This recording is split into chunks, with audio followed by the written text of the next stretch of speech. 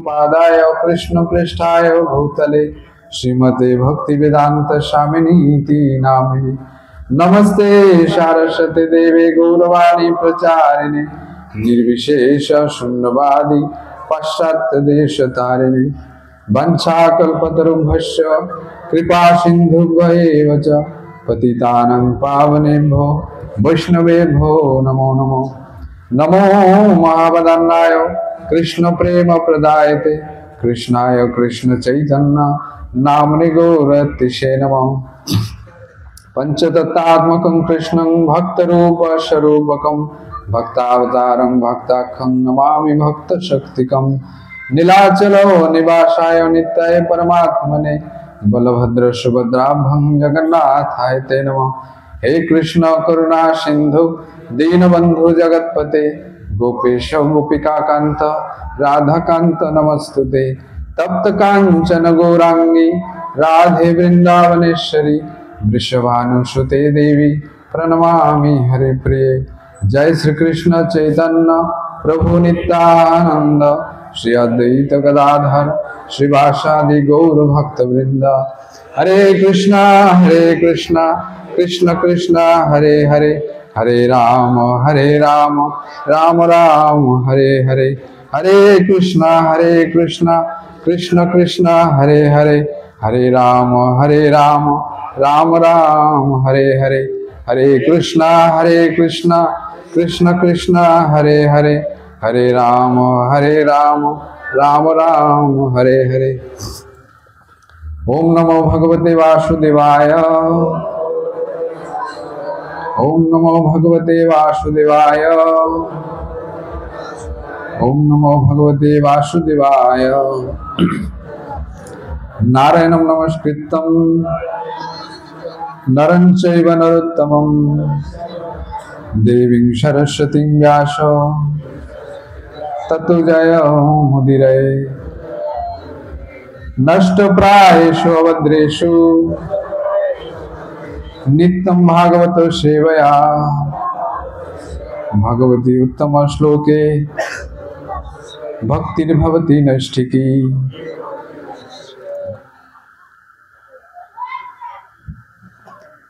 जय जय श्री चैतन्य जय नित्यानंद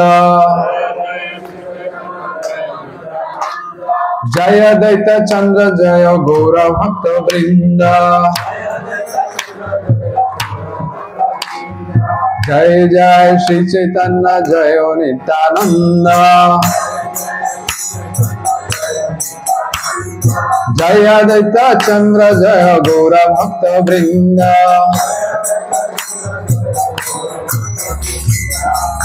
तो श्री चैतन्य महाप्रभु बेंगलीते बोलबो ना सबाई बांगला।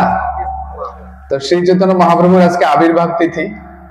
तो श्री चैतन्य महाप्रभु এই কলিযুগের যে যুগ ধর্ম হরিনাম সংকীর্তন সেটা শিক্ষা দেওয়ার জন্য এবং সবাইকে সেটা যে প্রেম রস সেটার মাধ্যমে যে প্রেম ভক্তি আস্বাদন করার জন্য তিনি অবতীর্ণ হয়েছেন। এবং শুধু তিনি নন, তিনি তার বিভিন্ন পরিকর পার্শ্বদের মাধ্যমে সেই সংকীর্তন আন্দোলনকে এখানে প্রকাশিত করেন, বিস্তার করেন। এবং এই সংকীর্তন আন্দোলন যে একদিন সারা বিশ্বকে প্লাবিত করবে প্রেমের বন্যায়, সেটা তিনি ভবিষ্যৎবাণী করেন। তো তারই আবির্ভাব তিথিতে আজকে আমরা তার কথা একটু আস্বাদন করব। কারণ চৈতন্য মহাপ্রভুর যে লীলা সেগুলো আমাদেরকে একই সাথে শিক্ষা প্রদান করে এবং চৈতন্য মহাপ্রভুর যে উপদেশ সেগুলা তার এই শিক্ষার মধ্যে প্রস্ফুটিত হয়। এবং সেই উপদেশ মন্ত্র যদি কেউ পালন করে তাহলে তার যে পিশাচি পাইলে যেন জীবের মতিচ্ছন্ন হয়, মায়াবদ্ধ জীবের হয় সেই ভাব ওদের। তো এই বদ্ধ জীব এই জড়জগতে সবাইকে পিশাচি পাওয়ার মতো, কারণ পিশাচি পাইলে জীবের মতিচ্ছন্ন হয়, বুদ্ধি ছিন্ন হয়। তো সবার বুদ্ধি ছিন্ন কিভাবে বোঝা যায় না, জীব কি করে এমন এমন কাজ করে যেটাতে তার কি হয়, অমঙ্গল হয়। তার মানে বোঝা যায় যে তার ভালো মন্দ জ্ঞানটা নাই, তাই না? তো এই জন্য চৈতন্য চৈতন্যতে একটা সুন্দর শ্লোক আছে, সেখানে বলছে যে কাম ক্রোধের দাস হইয়া, সবাই বলতে পারেন আমার সাথে, শ্লোকটা মনে থাকবে।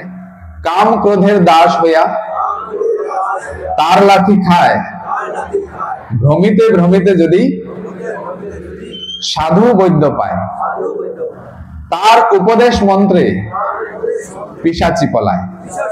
কৃষ্ণ ভক্তি পায় তবে কৃষ্ণ নিকটে যায়।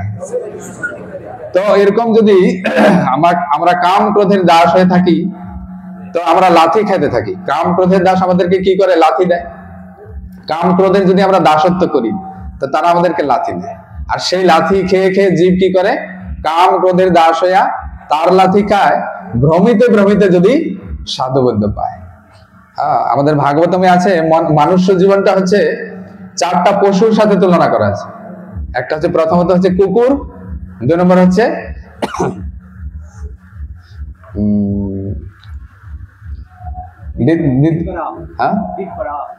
দ্বিতীয়টা হচ্ছে শুকর, গাহরি।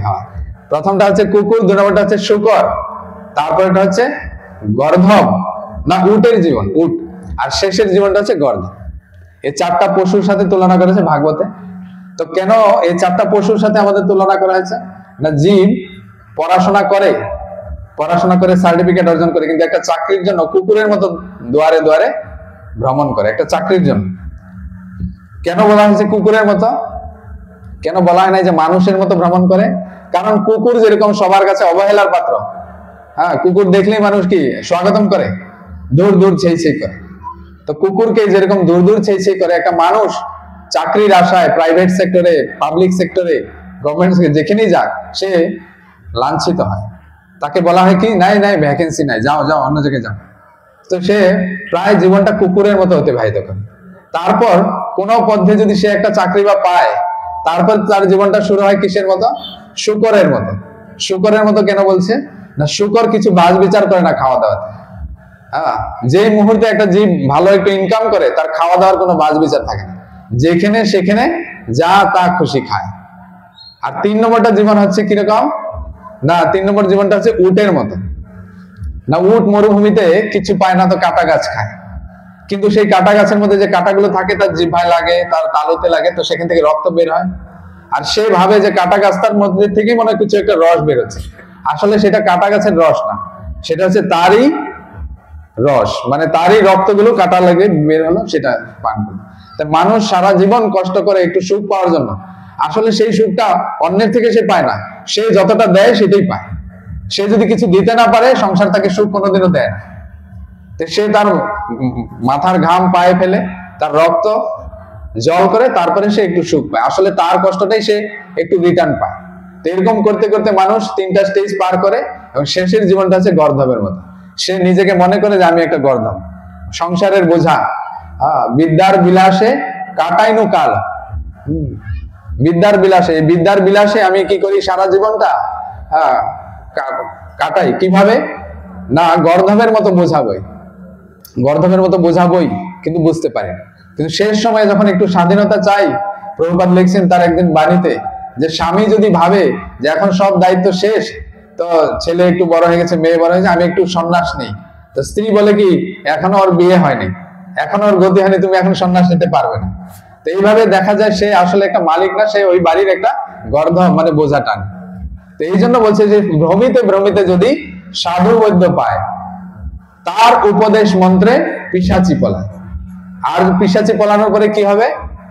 না, কৃষ্ণ ভক্তি পায় তবে কৃষ্ণ নিকটে যায়, তবে সেই কৃষ্ণ ভক্তি পেয়ে কৃষ্ণ নিকটে যায়। তো এই জন্য মহাপ্রভুর যে উপদেশ মন্ত্র, মহাপ্রভু তার উপদেশের মাধ্যমে সেই পিশাচি, আমাদের পিশাচিকে দূর করছেন। তাই মহাপ্রভুর লীলাগুলো শুধু আমরা যে বসে আস্বাদন করবো তা না, তার থেকে অনেক শিক্ষণীয়, কি বলবো, নীতি শিক্ষা আছে। তো সেগুলো যদি আমরা আস্বাদন করি, অবশ্যই যারা লীলা রস আস্বাদন করতে চায় তারা সেখান থেকে সেই রস পাবে, যারা এখান থেকে শিক্ষা নিতে চায় তারা এখান থেকে শিক্ষাও নিতে পাবে। এই জন্য শাস্ত্রে বলা হচ্ছে যে প্রভুর উপদেশ অমৃত শুনে যেই জন, অচিরাত মিলয়ে তারে কৃষ্ণ প্রেমধন। মহাপ্রভু তার সমস্ত লীলার মাধ্যমে শুধু শিক্ষাই দিয়েছেন। যদি আপনারা ভালো করে বিচার করেন, চৈতন্য চন্দ্রের দয়া করহ বিচার, বিচার করিলে চিত্তে পাবে চমৎকার। তার দয়া যদি বিচার করি, তো চিত্তে চমৎকার। এত সুন্দর শিক্ষা তার লীলাতে। তো সেই এতগুলো বলার তো সময় হবে না, তো প্রভু অলরেডি বলছে, হয়তো 6 দিন আপনারা শুনছেন। তো আজকে আমি একটু সংক্ষেপে যতটুকু পারি ততটুকু বলবো, যতটুকু আমরা সাধুগুরু বৈষ্ণবের থেকে শ্রবণ করছি ততটুকুই। আর প্রভুপাদ যতটুকু অনুমতি দিবেন ততটুকু। তো মহাপ্রভুর প্রথমে আমি একটু আবির্ভাব লীলা থেকে বলবো। প্রভু বলছেন না আবির্ভাব লীলা, আপনারা শুনছেন, চৈতন্য চরিতামৃত থেকে বলছি। তা আমি একটু বলি চৈতন্য ভাগবত থেকে। তো তার আগে আমি একটা কথা বলি, সেটা হচ্ছে যখন আমরা কোনো রাজা বা কোনো মন্ত্রীকে জানি, তো রাজা বা মন্ত্রী একলা থাকে না, এটা হচ্ছে তার ইউনিকনেস। রাজা সবসময় তার সৈন্য এবং তার মন্ত্রী, সেনাপতি এদের দ্বারা পরিবেষ্টিত থাকে। ঠিক তদ্রুপ কৃষ্ণের লীলা বা মহাপ্রভুর লীলা কোনোদিনও শুধু মহাপ্রভুর লীলাতেই লিমিটেড না, তার সাথে তার পার্শ্বদের লীলাটাও ইনক্লুডেড। আর যদি আমরা তার পার্শ্বদেরকে রিজেক্ট করি বা আমরা অবহেলা করি, তাহলে মহাপ্রভুর লীলাটা আমরা আস্বাদন করতে পারবো না। এই জন্য চৈতন্য ভাগবতে এক জায়গায় লেখা আছে যে ভক্তকে যারা স্মরণ করে তাদের কৃপাতে এই চৈতন্য লীলা আমাদের জিহ্বায় স্ফুরে। এই জন্য নিত্যানন্দ প্রভুর আগে বন্দনা করা হয়। নিত্যানন্দ প্রভুর আগে বন্দনা করা হয় যাতে চৈতন্য লীলা আমাদের স্ফুরিত হয়। তো এখানে বলছে এক জায়গায় নিত্যানন্দ প্রভুর লীলা বলছে, এখানে ইষ্টদেব বন্ধুমূর নিত্যানন্দ রায় চৈতন্যের কীর্তি স্ফুরে যাহারও কৃপায়। নিত্যানন্দকে কেন বন্দনা করা হয়েছে? বলছে চৈতন্যের কীর্তি স্ফুরে, স্ফুরে মানে প্রকাশিত হয় বা স্ফুরিত হয় যার কৃপায়। সহস্রবদন বন্ধু প্রভু বলরাম, যাহার সহস্র মুখে কৃষ্ণ যশোধাম। মহারত্ন তুই যেন মহাপ্রিয় স্থানে, যশরত্ন ভান্ডার শ্রী অনন্ত বদনে। তা আমরা আমাদের দামি জিনিসগুলো কোথায় রাখি? দামি জায়গাতে রাখি, গোদরেজে, সিন্ধুকে। তো মহাপ্রভু তার এই প্রেমটা কোথায় রাখছেন? এই নিত্যানন্দ প্রভুর কাছে। পরবর্তীতে নিত্যানন্দ প্রভু যখন নরোত্তম দাস ঠাকুর রূপে আসছেন, তার আগেই মহাপ্রভু তার জন্য প্রেমটা পদ্মা নদীতে রেখে গেছে। তো মহারত্ন, মহারত্ন এই প্রেম ধন ভগবান কোথায় রাখেন? তার শুদ্ধ প্রিয় ভক্তের কাছেই রাখেন। এই জন্য আগে ভক্তের বন্দনা, পরে মহাপ্রভু। যদি আগে ভক্তের বন্দনা না করি তো মহাধনটা আমরা পাবো না। এখানে বলছে অতএব আগে বলরামের স্তবন, করিলে সে মুখে স্ফুরে চৈতন্য কীর্তন। তাই আগে যদি বলরাম বা ভক্তের যদি আমরা বন্দনা করি, বন্দনা করিতে মুই কি ছিল? কত শক্তি ধরি, বন্দনা করার জন্য আমি কত শক্তি ধরি, দম্ভ মাত্র করি। তা আমাদের বুদ্ধিটা তম, তাই আমরা দম্ভ করি, কিন্তু বন্দনা করিতে মুই কত শক্তি ধরি। আমাদের ভক্তের বন্দনা যত বেশি হবে, তত মহাপ্রভুর লীলাগুলো আমরা তত বেশি বুঝতে পারবো। চৈতন্য চরিতামৃতে বলছে চৈতন্যের ভক্তগণের নিত্য কর সঙ্গ, তবে তো বুঝিবা সিদ্ধান্ত সমুদ্র তরঙ্গ। চৈতন্যের ভক্তগণের সঙ্গ করলে কি হবে? সিদ্ধান্তের একটা সমুদ্র আছে, অনেক সিদ্ধান্ত আছে এই জগতে। মায়াবাদ সিদ্ধান্ত, নিরাকার সিদ্ধান্ত, নির্বিশেষ শূন্যবাদী সিদ্ধান্ত, এই সমস্ত সিদ্ধান্ত এগুলোকে পার করে এসে এই চৈতন্য মহাপ্রভুর যে সিদ্ধান্ত, সেই সমুদ্র তরঙ্গ আমরা বুঝতে পারি। এই জন্য বলরামের স্তবন, সহস্রেক ফনাধর প্রভু বলরামে, যতেক করে প্রভু সকল উদ্দাম। হলধর মহাপ্রভু প্রকাণ্ড শরীর, চৈতন্য চন্দ্রের যশ মত্ত মহাধীর। ততোধিক চৈতন্যের প্রিয় নাহিয়ার, নিরবধি সেই দেহে করেন বিহার। তাহার চরিত্র যেবার জনে শুনে গায়, শ্রীকৃষ্ণ চৈতন্য তার পরম সহায়। এই মহাপ্রভু তার সমস্ত প্রেম নিত্যানন্দকে দিয়ে গেছেন।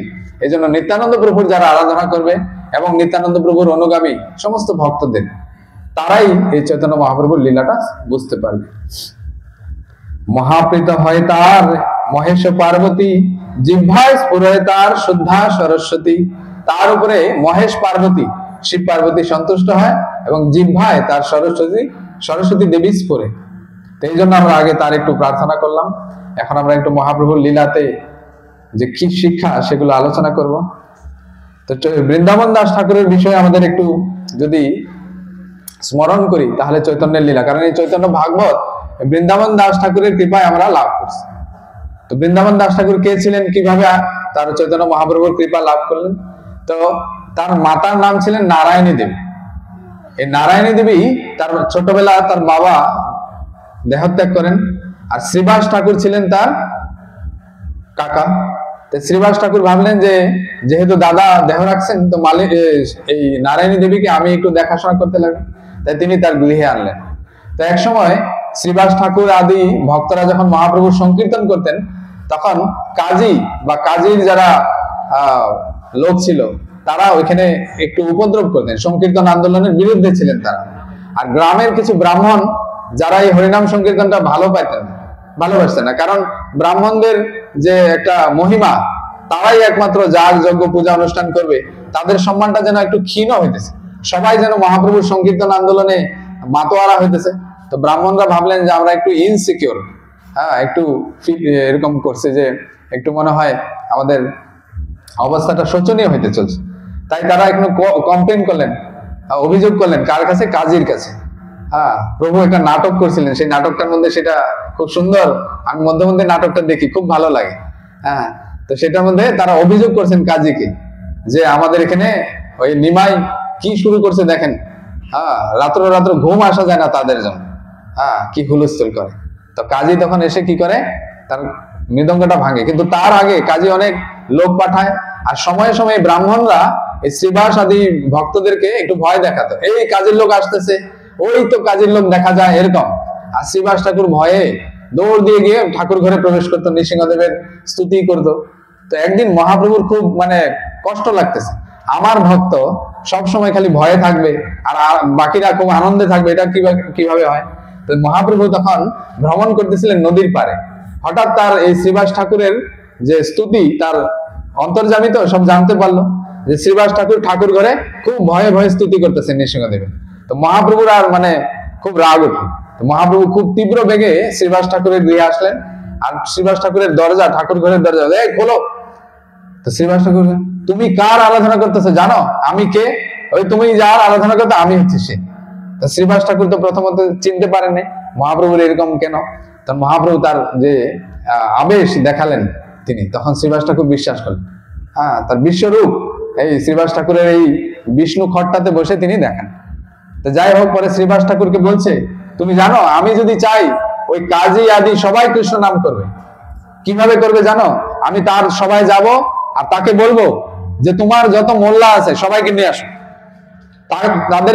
তাদেরকে দিয়ে তুমি কারো এই যে তোমার যে এত সভাসদ আছে চোখ দিয়ে একটু জল বের করা, তো এইটা আমি ওদেরকে কি দিব? চ্যালেঞ্জ দিব। মহাপ্রভু বলতেছে শ্রীবাস ঠাকুরকে যে মুসলিম যে মোল্লা আছে ওদেরকে আমি চ্যালেঞ্জ দিব, কারো চোখ দিয়ে কি জল বের করতে পারো, প্রেমের জল? তো ওরা তো পারবে না। তখন আমি কৃষ্ণ নাম করে ওই কাজের সভাতে যত সদস্য আছে তাদের চোখ দিয়ে তো জল বের করবোই, সাথে যত হাতি ঘোড়া কাজের আছে তাদের চোখ দিয়ে জল বের করবো। তুমি কি ভাবছো আমাকে? তারপরে আবার মহাপ্রভু বলতেছে, ও আমি একটু বেশি বলে ফেললাম, তোমার মনে বিশ্বাস হচ্ছে না, তাই তোমাকে দেখাচ্ছি আমি যে কি করতে পারি। তার পাশেই ছিল নারায়ণী দেবী। নারায়ণী দেবীকে বলছে, বাচ্চা ছিল তখন নারায়ণী দেবী, নারায়ণী দেবীকে মহাপ্রভু স্পর্শ করে বলছে, নারায়ণী কৃষ্ণ বলে কান্না করো। তো কৃষ্ণ বলে কান্না করা যায়? কৃষ্ণ বললে কান্না করা যায়? যায় না। আমাদের তো কৃষ্ণ বললে কান্না আসে না, আমাদের কৃষ্ণ বললে হাতে চলে আসে মোবাইল, গল্প চলে আসে। কৃষ্ণ বলে কান্না করা এত সহজ না এখনের যুগে, আগের যুগে হয়তো সহজ ছিল, এখন সহজ না। এখন কৃষ্ণ বললে নানান যখন অনেক ভক্তরা বলে যখনই মালা হাতে নেই তখনই জন্মে জন্মের স্মৃতিগুলো আবার আসে, এরকম হয় কিনা? তো কৃষ্ণ বলে কান্না হবে কোথা থেকে? টেনশন হয় অনেক কিছু। তো কৃষ্ণ বলে কান্না করতে বলছে, আর নারায়ণী দেবী এত কান্না করছে সেখানে সবাই জলে সিক্ত হয়ে গেছে। তখন শ্রীবাস ঠাকুরের বিশ্বাস হয়েছে যে মহাপ্রভু যেটা নিয়ে আসছে সেটা আমাদেরকে অভয় প্রদান করতে পারে। তো সেই নারায়ণী দেবীর গর্ভে বৃন্দাবন দাস ঠাকুর যখন ছিলেন তখন নারায়ণী দেবীকে মহাপ্রভু তার উচ্ছিষ্ট দেন, আর সেই উচ্ছিষ্ট খান নারায়ণী দেবী, আর তার গর্ভের শিশু একদিন বৃন্দাবন দাস ঠাকুর রূপে প্রকটিত হন। আর এই বৃন্দাবন দাস ঠাকুর কি করলেন? এই চৈতন্য মহাপ্রভুর লীলাটা উনি লিপিবদ্ধ করলেন।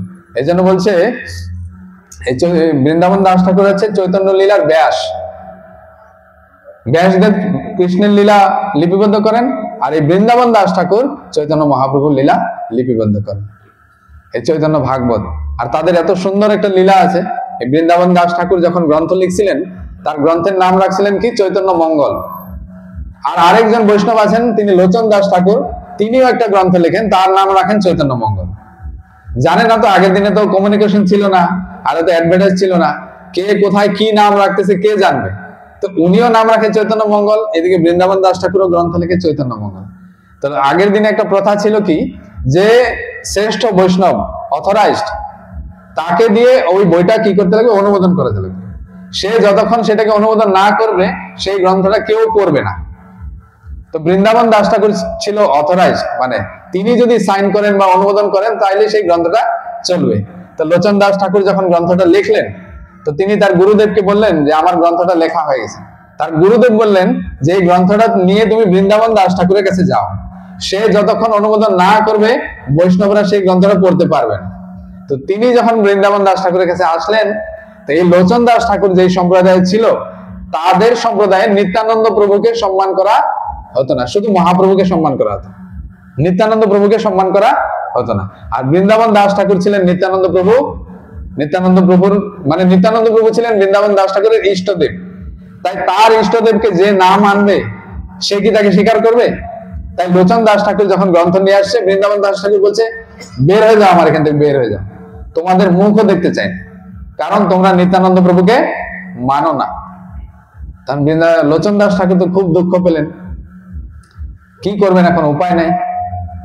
তখন তিনি কি করলেন, বৃন্দাবন দাস ঠাকুরের মার কাছে গেলেন, নারায়ণী দেবীর কাছে গিয়ে বললেন আপনার পুত্রকে একটু বলুন আমার গ্রন্থটা একটু পড়ে দেখতে, যদি কোনো ভুল থাকে আমি স্বীকার করব, কিন্তু না পড়ে যদি বলে তাহলে আমি কিভাবে বুঝবো কি ভুল, একটু পড়ে দেখতে বলেন। তো মার রিকোয়েস্টে তো ছেলে মানতেই লাগবে। তো মা বলছে আরে এত বারবার রিকোয়েস্ট করে তুমি একবার পরে তো দেখো। বৃন্দাবন দাস ঠাকুর গ্রন্থটা খুললেন, আর প্রথমেই যেই লাইনটা তার দৃষ্টিতে আসলো সেই লাইনটা পড়েই তিনি অভিভূত হয়ে গেছেন, আর লোচন দাস ঠাকুরকে আলিঙ্গন করছেন, বলছে যেই গ্রন্থ তুমি লিখছো সেরকম গ্রন্থ আমিও লিখতে পারি না, এত সুন্দর মহিমা। সাথে সাথে বলছে তোমার গ্রন্থের নামটাই চৈতন্য মঙ্গল থাকবে, আমার গ্রন্থের নামটা আমি বদলে দেব। আজকালকার দিনে এরকম পাওয়া যাবে? তো প্রথম সেই লাইনটা লিখছিলেন লোচন দাস ঠাকুর, কি সেই লাইনটা লিখছিলেন যে অভিন্ন ঠাকুর গোসাই নিত্যানন্দ অবধূত রোহিণীর নিত্যানন্দ চরণ বন্ধু রোহিণীর সুখ। অভিন্ন ঠাকুর গোসাই মানে মহাপ্রভু যিনি, তিনি নিত্যানন্দ প্রভু। আমরা তো দুইজনকে আলাদা দেখি না, কিন্তু লোচন দাস ঠাকুর কি লিখছিলেন, যিনি মহাপ্রভু তিনি নিত্যানন্দ প্রভু। অভিন্ন ঠাকুর গোসাই নিত্যানন্দ অবধূত নিত্যানন্দ চরণ বন্ধু রোহিণীর সুখ। এই কথাটা পরে লোচন দাস চৈতন্য ভাগবতের যে প্রণেতা বৃন্দাবন দাস ঠাকুর, তিনি দেখলেন যে লোচন দাস ঠাকুর যে লাইনটা লিখছেন এটাই হচ্ছে নিত্যানন্দের আসল মহিমা, তিনি অন্য কেউ নয়, তিনি হচ্ছেন চৈতন্য মহাপ্রভু। এইভাবে এই জগতে এই গ্রন্থগুলো আসে। তো সেই বৃন্দাবন দাস ঠাকুরের আমরা একটু স্মরণ করলাম, যাতে তার লেখা চৈতন্য ভাগবত আমরা একটু আস্বাদন করতে পারি। কারণ যার গ্রন্থ তার অনুমতি না নিলে তার গ্রন্থে আমরা প্রবেশ করতে পারবো না। পারবেন? যার তার ঘরে গিয়ে ঢুকতে পারবেন? চাবিটা তো তার কাছে। তো বৃন্দাবন দাস ঠাকুর এখানে লিখছেন যে ভগবত অবতারের কারণ কি বলছেন, কোন হেতু কৃষ্ণচন্দ্র করে অবতার, কার শক্তি আছে তত্ত্ব জানিতে তাহার। কখন যে কৃষ্ণ কি কারণে যে আসে এই জগতে কেউ বলতে পারবে না। কেউ যদি বলে ও আমি জানি কৃষ্ণ বারবার কেন আসে, গীতাতে বলছে যদা যদা হি ধর্মস্য গ্লানির্ভবতি ভারত, এইটা কারণ। কিন্তু না, বলছে কৃষ্ণ এক একবার এক এক কারণে আসতে পারে। মহাপ্রভু যে কোন কারণে আসছে এটা আমি কিভাবে বলবো, বিভিন্ন কারণ থাকতে পারে। তাই বলছে কোন হেতু কৃষ্ণচন্দ্র করে অবতার, কার শক্তি আছে তত্ত্ব জানিতে তাহার। তথাপি শ্রী ভাগবতে গীতায় যে কয়, তাহা লিখি যে নিমিত্তে অবতার হয়। তো বলছে তথাপি গীতা ভাগবতে যেটা লিখছে সেটাকে আশ্রয় করেই আমি কি বলছি যে মহাপ্রভু কেন আসছে। ধর্ম পরাভব হয় যখনে যখনে, অধর্মের প্রবলতা বাড়ে দিনে দিনে। ধর্মের পরাভব আর অধর্মের প্রভাব যখন বাড়ে, ব্রহ্মাদি প্রভুর পায় করে বিজ্ঞাপনে, তবে প্রভু যুগ ধর্ম সাধুজন রক্ষা দুষ্ট বিনাশ কারণে। তবে প্রভু যুগ ধর্ম স্থাপন করিতে, সাঙ্গ উপাঙ্গে অবতীর্ণ হন পৃথিবীতে। তো যুগের যে যুগ ধর্ম সেটা স্থাপন করার জন্যই মহাপ্রভু আসেন, এটা শাস্ত্রের প্রমাণ। তারপরে কিছু গোপনীয় কারণ আছে, সেটা প্রথম প্রথম বলবে না, ওটা আস্তে আস্তে যত লীলায় প্রবেশ করবে তত বলবে। কলিযুগে ধর্ম হয় হরি সংকীর্তন, এতদর্থে অবতীর্ণ শ্রী শচীনন্দন। তো কলিযুগের যুগ ধর্ম কি? হরি সংকীর্তন। আর ভগবান সেটাকে আচরণ করে দেখাবেন, কারণ ভগবান আচরণ না করলে অন্যেরা তার থেকে কি শিখবে। একবার নারদ মুনি ভগবানকে দর্শন করতে গেলেন, তো ভগবানকে যখনই দেখতে যান, ভগবান তো কি অবস্থায় থাকেন? যোগ নিদ্রা। তো নারদ মুনি বললেন, প্রভু আপনি সবসময় ঘুমিয়ে থাকেন, আপনাকে দেখলে এই জগৎবাসীও ঘুমাবে, এমনি ঘুমায়, আপনাকে দেখলে আরো ঘুমাবে, বাহানা দিবে, তো আপনি ঘুমান, তা আপনি গিয়ে কিছু একটা করেন। তো ভগবান বলছে, আমি আবার গিয়ে কি করবো? আমার তো করার কিছু নাই, কারণ আমার কিছু কর্মফলের বাসনা নেই। তাই কর্মফলের যেহেতু যারা বাসনা নেই, কারো কর্ম নেই। তথাপি নারদ মুনি বলছেন যে আপনাকে গিয়ে কিছু করতে হবে, কারণ গীতাতে আপনিই বলছেন, যৎ যৎ আচরতি শ্রেষ্ঠ তৎ তৎ এব ইতরো জানা। যে শ্রেষ্ঠ ব্যক্তি যেটা আচরণ করে, অন্য নিম্ন শ্রেণীর ব্যক্তি বা তার অনুগামীরা তাকে অনুসরণ করে। তা আপনি যদি কিছু না করেন, অন্যরা কি করবে? তা বলে, তুমি কি বলতে চাও, আমি কি করলে ভালো? তো আপনি যেটা ভালো বোঝেন। তখন ছিল সত্যযুগ। তো ভগবান কি করলেন? এসে ধ্যান কোথায় করলেন? বদরিকা আশ্রম, নরনারায়ণ ঋষি। তো ঠিক তদ্রুপ ভগবান নিজে আচরণ করে যুগ ধর্ম দেখান। তো মহাপ্রভু এই কলিযুগে হরিনাম সংকীর্তন করে দেখালেন যে কিভাবে হরিনাম সংকীর্তন করতে হয়, কিভাবে হরিনাম সংকীর্তন করতে হয়। এই কহে ভাগবতে সর্বতত্ত্ব সার, কীর্তন নিমিত্ত গৌরচন্দ্র অবতার। এই জন্য ভাগবতে বলা আছে যে কীর্তন নিমিত্ত গৌরচন্দ্র অবতার। আমাদের ভাগবতে একটা শ্লোক আছে, সেখানে বলছে যে সংকীর্তন প্রায়ের যজন্তি হি সুমেধস। এই গৌরচন্দ্র ভগবান আসবেন কি করতে? এই সংকীর্তন যজ্ঞ করানোর জন্য। তো সেই সংকীর্তন যজ্ঞ করে তিনি কি করবেন? সমস্ত জগৎকে উদ্ধার করবেন। আর সুমেধা বুদ্ধিমান ব্যক্তিরা তাকে সংকীর্তন যজ্ঞের মাধ্যমে আরাধনা করবে, এটা বলা আছে। তাই এখানে লিখছেন বৃন্দাবন দাস ঠাকুর, কৃষ্ণ বর্ণম তিসা কৃষ্ণম সাঙ্গপাঙ্গাস্ত্র পার্শ্বদম যজ্ঞের সংকীর্তন প্রায়ের যজন্তি হি সুমেধাস। তো কৃষ্ণ বর্ণম তার বর্ণনা করছেন, তার মুখে কৃষ্ণ বর্ণ থাকবে। তিসা কৃষ্ণম, তার গায়ের বর্ণটা কিন্তু কৃষ্ণের মতো হবে না। আর তিনি আসবেন সাঙ্গ পাঙ্গাস্ত্র, আগে তার হাতে অস্ত্র ছিল, এইবার তার অস্ত্র হবে তার সাঙ্গ এবং উপাঙ্গ। আর তিনি কি করবেন? যজ্ঞের সংকীর্তন, এই সংকীর্তন যজ্ঞ করবেন। আর কি করবেন?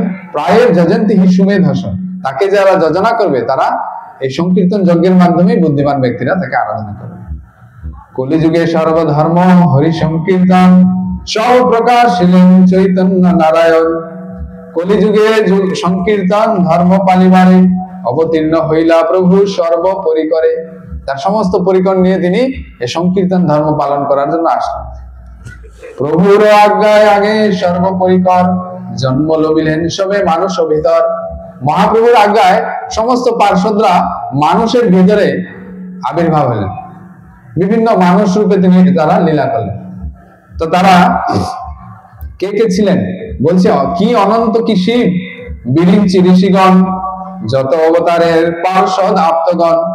মহাপ্রভুর যারা পার্শ্বদ হয়েছেন তারা কে কে? বলছে বিরিঞ্চি, শিব, অনন্ত। বিরিঞ্চি মানে ব্রহ্মা, শিব, অনন্ত দেব, সবাই মহাপ্রভুর পার্শ্বদ রূপে এসে কি করছেন? এই মানুষ রূপে লীলা করে তার সাথে এই সংকীর্তন যজ্ঞে সাহায্য করছে। নানা স্থানে অবতীর্ণ হইলা ভক্তগণ, নবদ্বীপে আসি হইলা সবার মিলন।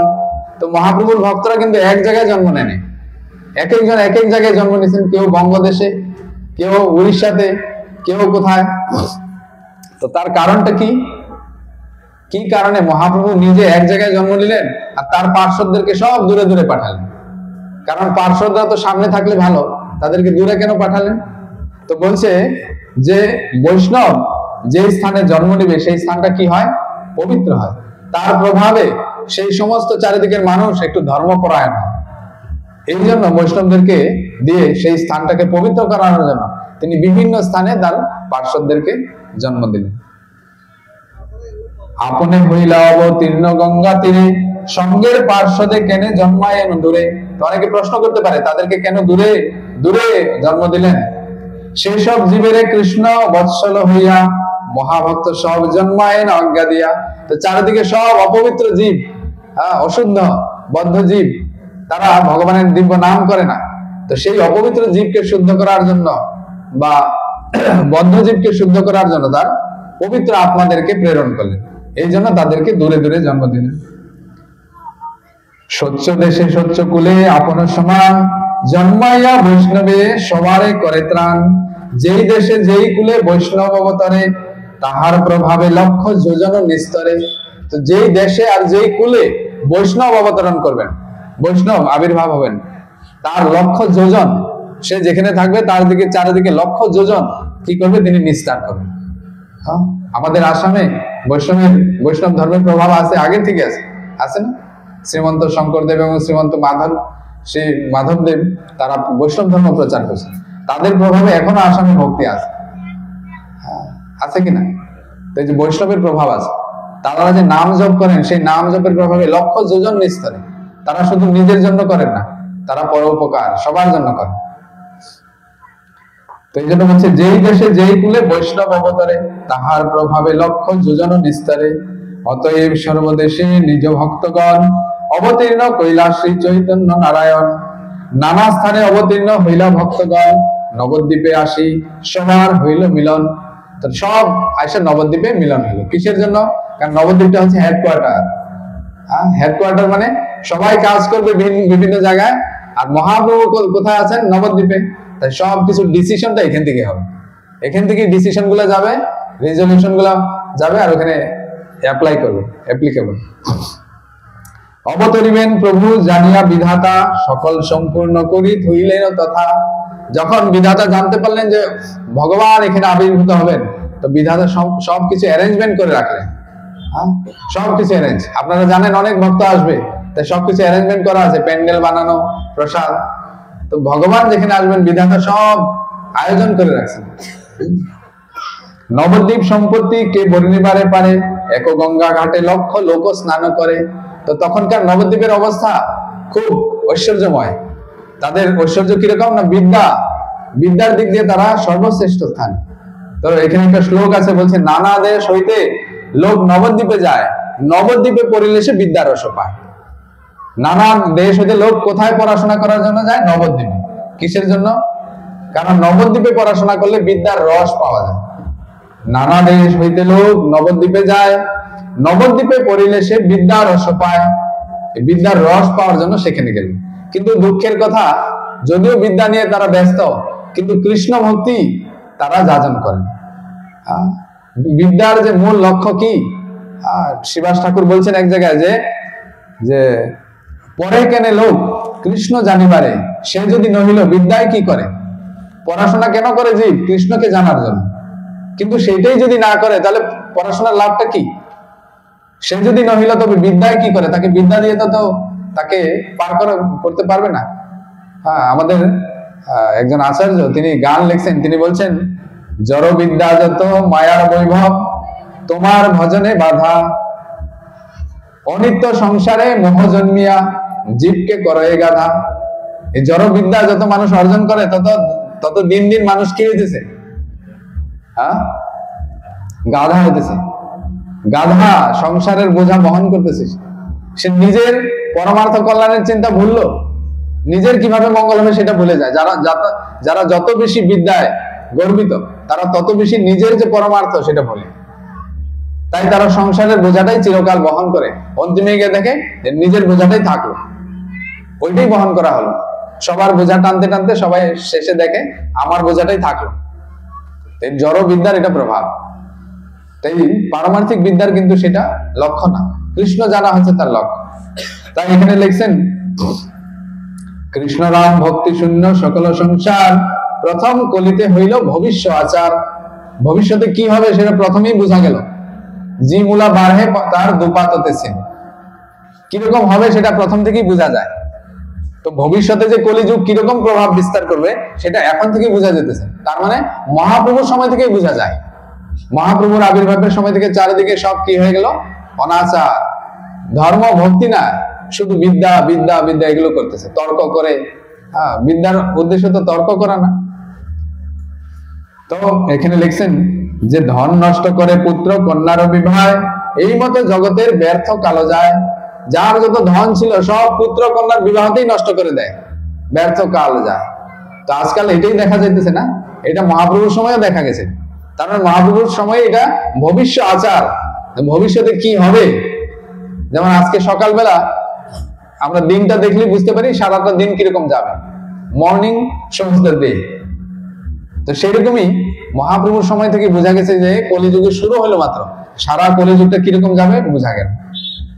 শাস্ত্র পড়াইয়া সবে এই কর্ম করে, শ্রোতার সহিতে যম পাশে ডুবি মরে। শাস্ত্র পড়লেই যে উদ্ধার হবে সেটা নয়, শাস্ত্র পড়লেও যম পাশে ডুবতে হয় অনেক সময়। কারণ শাস্ত্রের যদি উদ্দেশ্য হচ্ছে কৃষ্ণকে জানা, কৃষ্ণ ভক্তি করা, সেটা যদি কেউ না করে তো শাস্ত্র পড়েও সে যম পাশে ডুবি মরে। না বাখানে যুগ ধর্ম কৃষ্ণেরও কীর্তন, দোষ বিনা গুণ কারো না করে কথন। যে বা সব বিরক্ত তপস্বী অভিমানী, তা সবার মুখে হয় নাহিক হরিধ্বনি। তো যারা বিরক্ত তাদের মুখে হরিনাম নাই। তো এই জগতে অনেক বিরক্ত আছে, সন্ন্যাসী আছে কিন্তু হরিনাম করেন। অনেক সন্ন্যাসী আছে গেরুয়া কাপড় পরে কিন্তু হরিনাম করেন, অন্য সন্ন্যাসী তারা। এরকম ওইখানে তখন এরকমই ছিল। গীতা ভাগবত যে যে জনেতে পড়ায়, ভক্তির ব্যাখ্যা নাহি তাহারও জিহ্বায়। অনেকে গীতা ভাগবত পড়ে কিন্তু ভক্তি ব্যাখ্যা করেন, সেখানে অন্য কিছু নিয়ে আসে, কর্ম যোগ ও জ্ঞান, কিন্তু ভক্তিটাই বাদ। দেখি ভক্ত সব দুঃখে দুঃখ ভাবে নপার, এই মতো বিষ্ণু মায়া মোহিত সংসার। বিষ্ণু মায়া দিয়ে পুরা সংসারটা মোহিত, আর ভক্তরা এসব দেখলে কি সুখ পায়? যদি ভক্তির ব্যাখ্যা না থাকে, ভক্ত না থাকে, ভক্তদের দুঃখ হয়। আচ্ছা, ভক্তদের দুঃখ হলে কি করতে লাগে? ভক্তরা কি কান্না করে না কিছু ব্যবস্থা করে? কি করে? ভক্তরা কান্না করে না ব্যবস্থা করে? ঘুমায়। দুঃখে কি করে? বাড়িতে গিয়ে ঘুমায়, থাক আজকে কিছু করতে পারলাম না, একটু ঘুমায়। কি করে ভক্তরা? কি করে? যদি দুঃখ পায়, কৃষ্ণ ভক্তি শূন্য দেখে চারিদিকে, তো ভক্তরা কি করে জানেন না কেউ? কি করে ভক্তরা? ভক্তরা প্রার্থনা করে ভগবানের কাছে, ভগবান যাতে সবাইকে কৃপা করে, যাতে সবাই কৃষ্ণ ভক্ত হয়, আমরা যাতে ভালো মতো ভক্তি করতে পারি, আমরা যাতে একটা প্ল্যাটফর্ম পাই, মঞ্চ পাই, যেখানে আমরা কৃষ্ণ ভক্তির প্রচার করতে পারি। আর এটা যদি আমার দ্বারা না হয়, তো ভক্ত প্রার্থনা করে, প্রভু আপনি অবতরণ করেন, বা আপনি কাউকে পাঠান শুদ্ধ ভক্তকে। যেমন আমাদের ভক্তিবিনোদ ঠাকুর, তিনি দেখলেন যে সারা জগৎ কৃষ্ণ ভক্তি শূন্য। তিনি যতটুকু চেষ্টা তিনি করলেন, শাস্ত্র রচনা করার, পাশ্চাত্য দেশে পাঠানো সব করলেন, কিন্তু এখন তো বৃদ্ধ হয়ে গেছেন, এখন তো তিনি আর কিছু করতে পারেন না। তাই তিনি জগন্নাথের কাছে প্রার্থনা করলেন যে আমাকে একটা যোগ্য সন্তান প্রদান করো, যিনি আজন্ম ব্রহ্মচারী, আর তিনি সারা বিশ্বে চৈতন্যের বাণী, আপনার বাণী প্রচার করেন। তো তখন জগন্নাথ খুশি হয়ে তাকে একটা সন্তান দিলেন। তো তিনি সন্তান রূপেও একজন শুদ্ধ বৈষ্ণবকে প্রার্থনা করছেন। তো যখন ভক্ত দেখবে চারিদিকে দুঃখ, তখন তিনি প্রার্থনা করবেন ভগবানকে এবং ভগবানের শুদ্ধ ভক্তকে অবতরণ করার জন্য। তিনি নিজে তো করবেনই চেষ্টা। তা আমাদের উচিত সবসময় প্রার্থনা করা বৈষ্ণবদের কাছে, শুদ্ধ বৈষ্ণব যেন আমাদের মধ্যে থাকে এবং সবসময় আমাদেরকে গাইড করে, আমরা যাতে কৃষ্ণ ভক্তির প্রচার করতে পারি। এটাই শিক্ষা দিলেন এখানে। তো কেমনে এই সব জীব পাইবে উদ্ধার, বিষয় সুখেতে সব মজিল সংসার। এই জীবগুলো কিভাবে উদ্ধার পাবে? সবাই তো বিষয় সুখে মগ্ন। তারা চিন্তা করলেন, চিন্তা করে তারা কার কাছে গেলেন? অদ্বৈত আচার্যের কাছে গেলেন। কারণ অদ্বৈত আচার্য তখন কি ছিলেন? সেই নবদ্বীপে বৈশে বৈষ্ণব অগ্রগণ্য, অদ্বৈত আচার্য নাম সর্বলোকে ধন্য। তো তারা জানেন একজন শ্রেষ্ঠ বৈষ্ণবের কাছে যাওয়া উচিত। যখন সংকটময় পরিস্থিতি আসে, তখন আমরা কার কাছে যাই? একজন শ্রেষ্ঠ ব্যক্তির কাছে যাই। মাটির সমস্যা আসলে উকিলের কাছে যাব, পেটের সমস্যা, শরীরের সমস্যা আসলে ডক্টরের কাছে যাব, তাই না? আর যদি বিয়ের সমস্যা থাকে, বিয়ে হচ্ছে না, জ্যোতিষের কাছে যাব। আর বিয়ে ঠিক হয়ে গেল, ঘটকের কাছে যাব, না পুরোহিতের কাছে যাব। আর বিয়ে ঠিক হচ্ছে না, ঠিক করে পাত্র লাগে, পাত্রে ঘটকের কাছে। তো শ্রেষ্ঠ ব্যক্তির কাছে যাওয়া উচিত, নিজে নিজে চেষ্টা করা উচিত।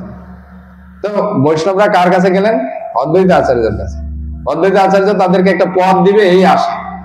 তো তার কাছে গিয়ে দুঃখ নিবেদন করলেন। তুলসী মঞ্জরি সহিত গঙ্গা জলে, নিরবধি সেবে কৃষ্ণে মহা কুতূহলে। অলরেডি অদ্বৈত আচার্য শুরু করে দিয়েছেন, তিনিও দেখতেছেন সারা জগৎ কৃষ্ণ ভক্তি শূন্য, আমি কৃষ্ণকেই ডাকি। তো তিনি গঙ্গা জল, তুলসী এগুলো দিয়ে ভগবানকে ডাকান। জল আছে একটা, গঙ্গা জল, তুলসী, ভগবানকে ডাকা শুরু করছি। এই মতো অদ্বৈত বৈশ্যের নদীয়ায়, ভক্তিযোগ শূন্য লোক দেখি দুঃখ পায়। তো আমাদের দুঃখ হচ্ছে অন্যরকম, আর শুদ্ধ ভক্তের দুঃখটা হচ্ছে অন্যরকম। শুদ্ধ ভক্তের করুণা হচ্ছে এই জগতের জীব হরিভজন করে না, তাই তাদের দুঃখ। এরকম একটা দুঃখ আমরা সত্যলোকেও দেখতে পাই। সত্যলোকে ভাগবতে বর্ণনা আছে, কোনো দুঃখ নেই, কিন্তু সেখানে একটা সূক্ষ্ম দুঃখ আছে, চেতনাজনিত দুঃখ। সেই দুঃখটা কি না, এই জগতের বদ্ধ অবস্থা দেখে, কৃষ্ণ বিমুখতা দেখে সত্যলোকের জীবনে একটু দুঃখ পায়। তো দুঃখের মধ্যে অনেক দুঃখ আছে, তার মধ্যে একটা বলছে যে কৃষ্ণ না ভজিনু দুঃখ কহিমু কাহানি। কি ছিল লাইনটা প্রথম? মনুষ্য জন্ম লোভিয়া সংসার, দুর্লভ মনুষ্য জন্ম লোভিয়া সংসারে কৃষ্ণ না ভজিনু দুঃখ কহিমু কাহানি। একটা সূক্ষ্ম দুঃখ থাকে তাদের, সূক্ষ্ম চেতনা।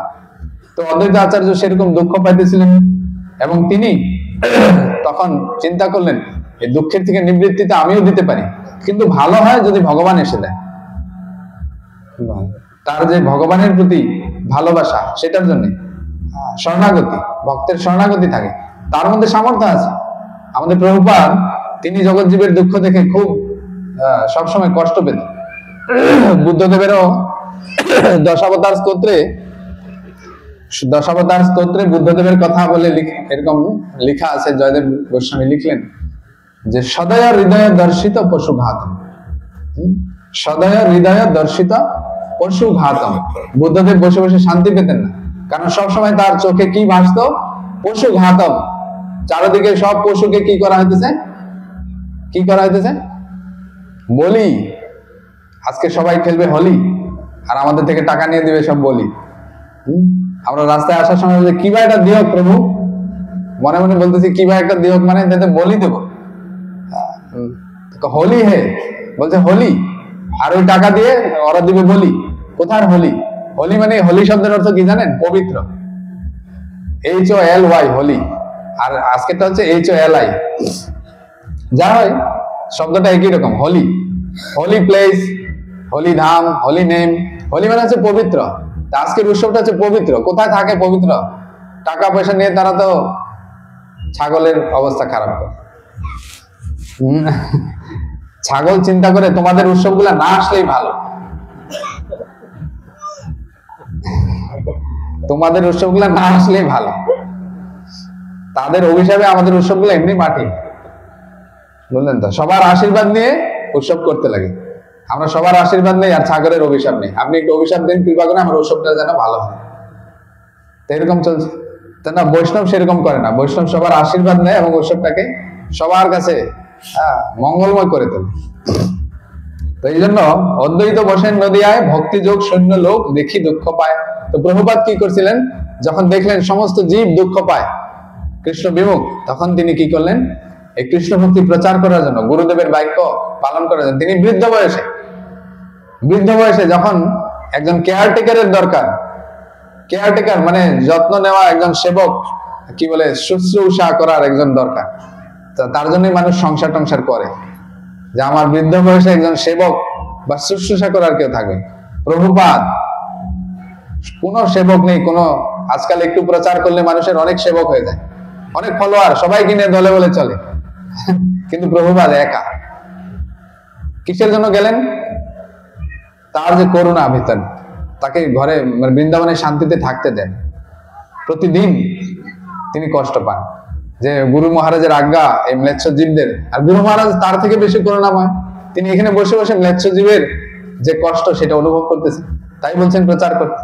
তাই প্রভুপাদ কত কষ্ট, আমাদের গুরু মহারাজ লিখছেন, কত কষ্ট সহি প্রীতমনে রহি, কে বা দিত হরিনাম। এত কষ্ট সহ্য করলেন কিন্তু প্রীতমনে থাকলেন হরিনাম দেওয়ার জন্য। কেন প্রীত থাকতে পারলেন? কারণ কষ্ট সহ্য করলেও তার যে কষ্টটা সার্থক, কারণ বদ্ধজীব উদ্ধার হইতেছে। মা বাবা কষ্ট করে, কিন্তু ছেলে মেয়ে যদি পড়াশোনায় উন্নতি করে, মা বাবা ভিক্ষা করে এনে টাকা দিলেও মা বাবা সুখী থাকে। কষ্ট করে টাকা নিয়ে আসে, কিন্তু ছেলে মেয়ে তো খুব পড়াশোনায় ভালো, তো মা বাবা খুব আনন্দ পায়। তো প্রভুপাদও সেরকম আনন্দ পান যদি বদ্ধজীবীরা হরিনাম করে। একবার প্রভুপাদকে কিছু ব্রাহ্মণ বললেন, প্রভুপাদ, স্বামীজি আপনি আপনার বিগ্রহ বিভিন্ন মন্দিরে প্রতিষ্ঠা করতেছেন, এটা শাস্ত্রে এরকম লেখা আছে, যদি জীবিত অবস্থায় কেউ বিগ্রহ স্থাপন করে, যত ব্যক্তি সেটার মধ্যে পুষ্পাঞ্জলি দিবে, সবার কর্মফল আপনার ঘরে আসবে। প্রভুপাদ বলছে, আই হ্যাভ নো প্রবলেম, আমার কোনো প্রবলেম নাই যদি তারা হরিনাম করে। আমার এটুকু স্যাক্রিফাইসের জন্য যদি তারা হরিনাম করে, আই হ্যাভ নো প্রবলেম। এত বড় স্যাক্রিফাইস প্রভুপাদ করতে রাজি। এই জন্য অদ্বৈত আচার্য সেরকম দুঃখটাকে স্বীকার করলেন। সকল সংসার মত্ত ব্যবহার রসে কৃষ্ণ পূজা কৃষ্ণ ভক্তি কারণ আহি বাসে। তো সমস্ত সংসার শুধু মানে জড়জাগতিক ব্যবহার নিয়ে ব্যস্ত, কৃষ্ণ ভক্তি কারণে। বিশেষ অদ্বৈত মনে পায় বড় দুঃখ, কৃষ্ণ শূন্য মঙ্গলে দেবের নাহি সুখ। স্বভাবে অদ্বৈত বড় করুণ হৃদয়, জীবের উদ্ধার চিন্তে হইয়া সদয়। তো প্রচার কখন শুরু হয়? যখন করুণার প্রবেশ ঘটে, হৃদয়ে যখন করুণার প্রবেশ ঘটে তখন প্রচার শুরু হয়। তার আগে যদি প্রচার হয় সেটা প্রচার না, তো সেটা অন্য কিছু হয়।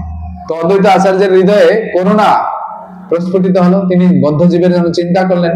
তখন তিনি ভাবলেন যে আসলে এত বিশ্ব ব্রহ্মাণ্ড চারিদিকে এত জীব, আমার শক্তিতে হবে না কাজ, গর্ব, তার শক্তিতে গর্ব নেই। বললেন মোর প্রভু আসি যদি করে অবতার, তবে হয় এই সকল জীবের উদ্ধার। আমার প্রভু যদি আসে তাহলে হয়তো একটু ভালো হবে, কারণ প্রভুর মধ্যে কি আছে? বাৎসল্য প্রেম, বাৎসল্য প্রেম আছে।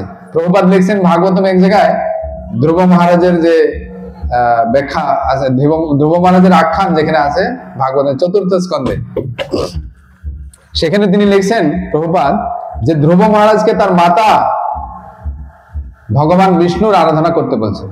প্রভুপাদ লিখছেন যে তার মাতা যথেষ্ট বুদ্ধিমান ছিলেন, তিনি জানতেন যে কৃষ্ণ একটা ভক্তকে কোটি কোটি মায়ের যে প্রেম তার থেকেও বেশি প্রেম দিতে পারে।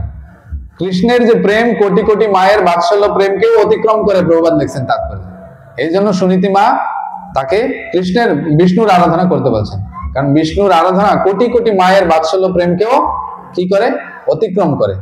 তাই অদ্বৈত আচার্য ভাবলেন আমি তো একটু বেশি স্ট্রিক্ট বেশি, তার মধ্যে রুদ্রের সদাশিবের আবেশ আছে এবং মহাবিষ্ণু, তো একটু স্ট্রিক্ট বেশি, কারণ মহাবিষ্ণু হচ্ছে অফিসিয়াল ফর্ম কৃষ্ণের, তাই না? তাই বিষ্ণু মহান, তথাপি কিন্তু ভক্তের জন্য লীলা করার জন্য এই পৃথিবীতে আসেন না।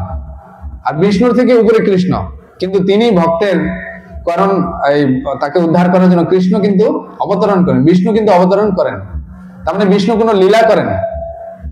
বিষ্ণু লীলা করে? লীলা কে করে? কৃষ্ণ। তাই কৃষ্ণ বেশি বাৎসল্য প্রেম, বিষ্ণু একটু অফিসিয়াল ফর্ম, তার মধ্যে একটু বিষ্ণুর আবেশ আর সদাশিব। তাই অদ্বৈত আচার্য ভাবলেন আমার মধ্যে তো বাৎসল্য নাই, আমি যদি দেই একটু স্ট্রিক্ট হবে, তাই বেশি ভালো হয় যদি আমার প্রভু আসে। তো সেই নবদ্বীপে বৈশে পণ্ডিত শ্রীবাস, যাহার মন্দিরে হইল চৈতন্য বিলাস। সর্বকাল চারি ভাই গায় কৃষ্ণ নাম, ত্রিকাল করে কৃষ্ণ পূজা গঙ্গা স্নান। তো এই অদ্বৈত আচার্য, শ্রীবাস ঠাকুর, এরা সব নবদ্বীপে বসা অলরেডি। তারা চিন্তা করতেছে কি হবে এই চারিদিকের এরকম অবস্থা। তো তারা খুব দুঃখ পায়, কিছু করতেও পারে না, তাই তারা বসে একটু সময় হরিনাম কীর্তন করে।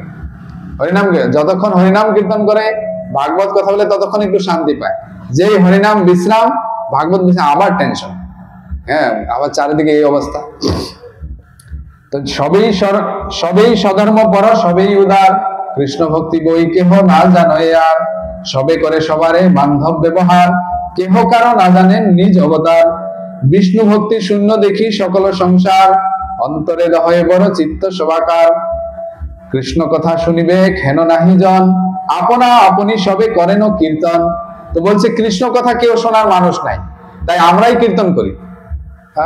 আমাদের অনেক সময় পাঠ প্রবচনে গেলে দেখা যায় যার বাড়িতে গেলাম সে পাঠ প্রবচন শোনার সময় নেই, আপনালোকেই করে থাকো, আমার সময় নাই। গৃহস্থ আমাদের কি ওই সময়টা ভ্যাকেন্সিটা মানে এমপ্লয়মেন্ট ওইটুকু সময়ের জন্য চাকরিটা আমাদের কি দেয়, তা আপনালোকেই করে থাকো। আমি আরো কত বুঝি পাবে বেলা কৃষ্ণ কথা, আপনালোকে শুদ্ধ ভকত, আপনালোকে বুঝি পায়, আপনালোকেই করে থাকো। তো ভক্ত তখন চিন্তা করলেন, এই শ্রীবাস ঠাকুর আরো বাকি ভক্তরা চিন্তা করলেন যে কৃষ্ণ কথা শোনার মানুষ নাই, তাই আমরাই করি, উপায় তো নাই, আমাদের তো করতেই লাগবে বাধ্য, অন্যেরা করলে করুক না। তো তারা কি করলো, কৃষ্ণ কথা শুনিবে হেন নাহি জন, আপনা আপনি সবে করেন কীর্তন। দুই চারি দ্বন্দ্ব ঠাকি অদ্বৈত সভায়, কৃষ্ণ কথা প্রসঙ্গে সকল দুঃখ যায়। তো দুই চারি দ্বন্দ্ব তারা অদ্বৈত সভায় থাকেন এবং কৃষ্ণ কথা প্রসঙ্গে তাদের সকল দুঃখ যায়। এটা একটা অদ্ভুত, যখন আমরা কৃষ্ণ কথা বলি তখন আমাদের সমস্ত দুঃখ যায়। কারণটা কি? কারণটা কি? দুঃখটা কেন যায়? তো প্রভুপাদ বলছে মাছকে যতই সুখ দেওয়া হোক, তাকে যদি জল থেকে উঠায় নিয়ে আসে সে সুখ পায়। তাই আমাদেরকে যত সুখ দেওয়া হয়, কোথা থেকে যেন একটা দুঃখ আমাদেরকে ক্রিয়া করে, কারণ আমাদের আত্মার স্বাভাবিক প্রবৃত্তিটা আমরা করতেছি। আত্মার স্বাভাবিক যখন কৃষ্ণ কথা হয় তখন সেটা হচ্ছে আত্মার স্বাভাবিক প্রবৃত্তি। কারণ কৃষ্ণ আমাদেরকে একটা পরিচয় দিচ্ছেন, কি? চৈতন্য মহাপ্রভুকে সনাতন গোস্বামী বলছে, কে আমি কেনে মনে যারে তাপত্রয়, ইহা না জানি কইছে হিত। আমি কে এবং আমাকে কেন এত তাপত্রয় আমাকে জ্বালা দেয়? আমি ভগবানের অংশে, আমি হচ্ছে সচ্চিদ আনন্দময়, আমি সবসময় সুখী থাকতে লাগবে, তা আমাকে তাপত্রয় কেন জ্বালা দেয়? এদের এত শক্তি কোথা থেকে আসে? আর এটা যদি আমি না জানি, তাহলে আমার সারা বিষয় জানলেও, পৃথিবীর সমস্ত কিছু জ্ঞান থাকলেও আমার কোনো লাভ নেই, তাই কিনা? আমার সব জ্ঞান আছে, কিন্তু পেটে ব্যথা, সেইটা নিবারণ হইতেছে না, আমার শান্তি লাগবে? আমার পিএইচডি ডিগ্রি কাজে আসবে? আমি অনেক পড়াশোনা করি, ওই কলেজের প্রফেসর, প্রিন্সিপাল, কিন্তু পেটের ব্যথাটা যায় না।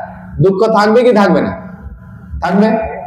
তো ওইটা বলছে আমার পরিচয়টা কি? তখন মহাপ্রভু তাকে এই দুঃখ নিবৃত্তির জন্য যে আসল পরিচয় সেটা দিচ্ছেন। জীবের স্বরূপ হয় কৃষ্ণের নিত্য দাস, কৃষ্ণের তটস্থা শক্তি ভেদাভেদ প্রকাশ। তো এই যে আমাদের স্বরূপটা হচ্ছে নিত্য দাস, আমরা হচ্ছে দাস। আর এই দাস যখন প্রভু হওয়ার চেষ্টা করে তখনই সে দুঃখ পায়।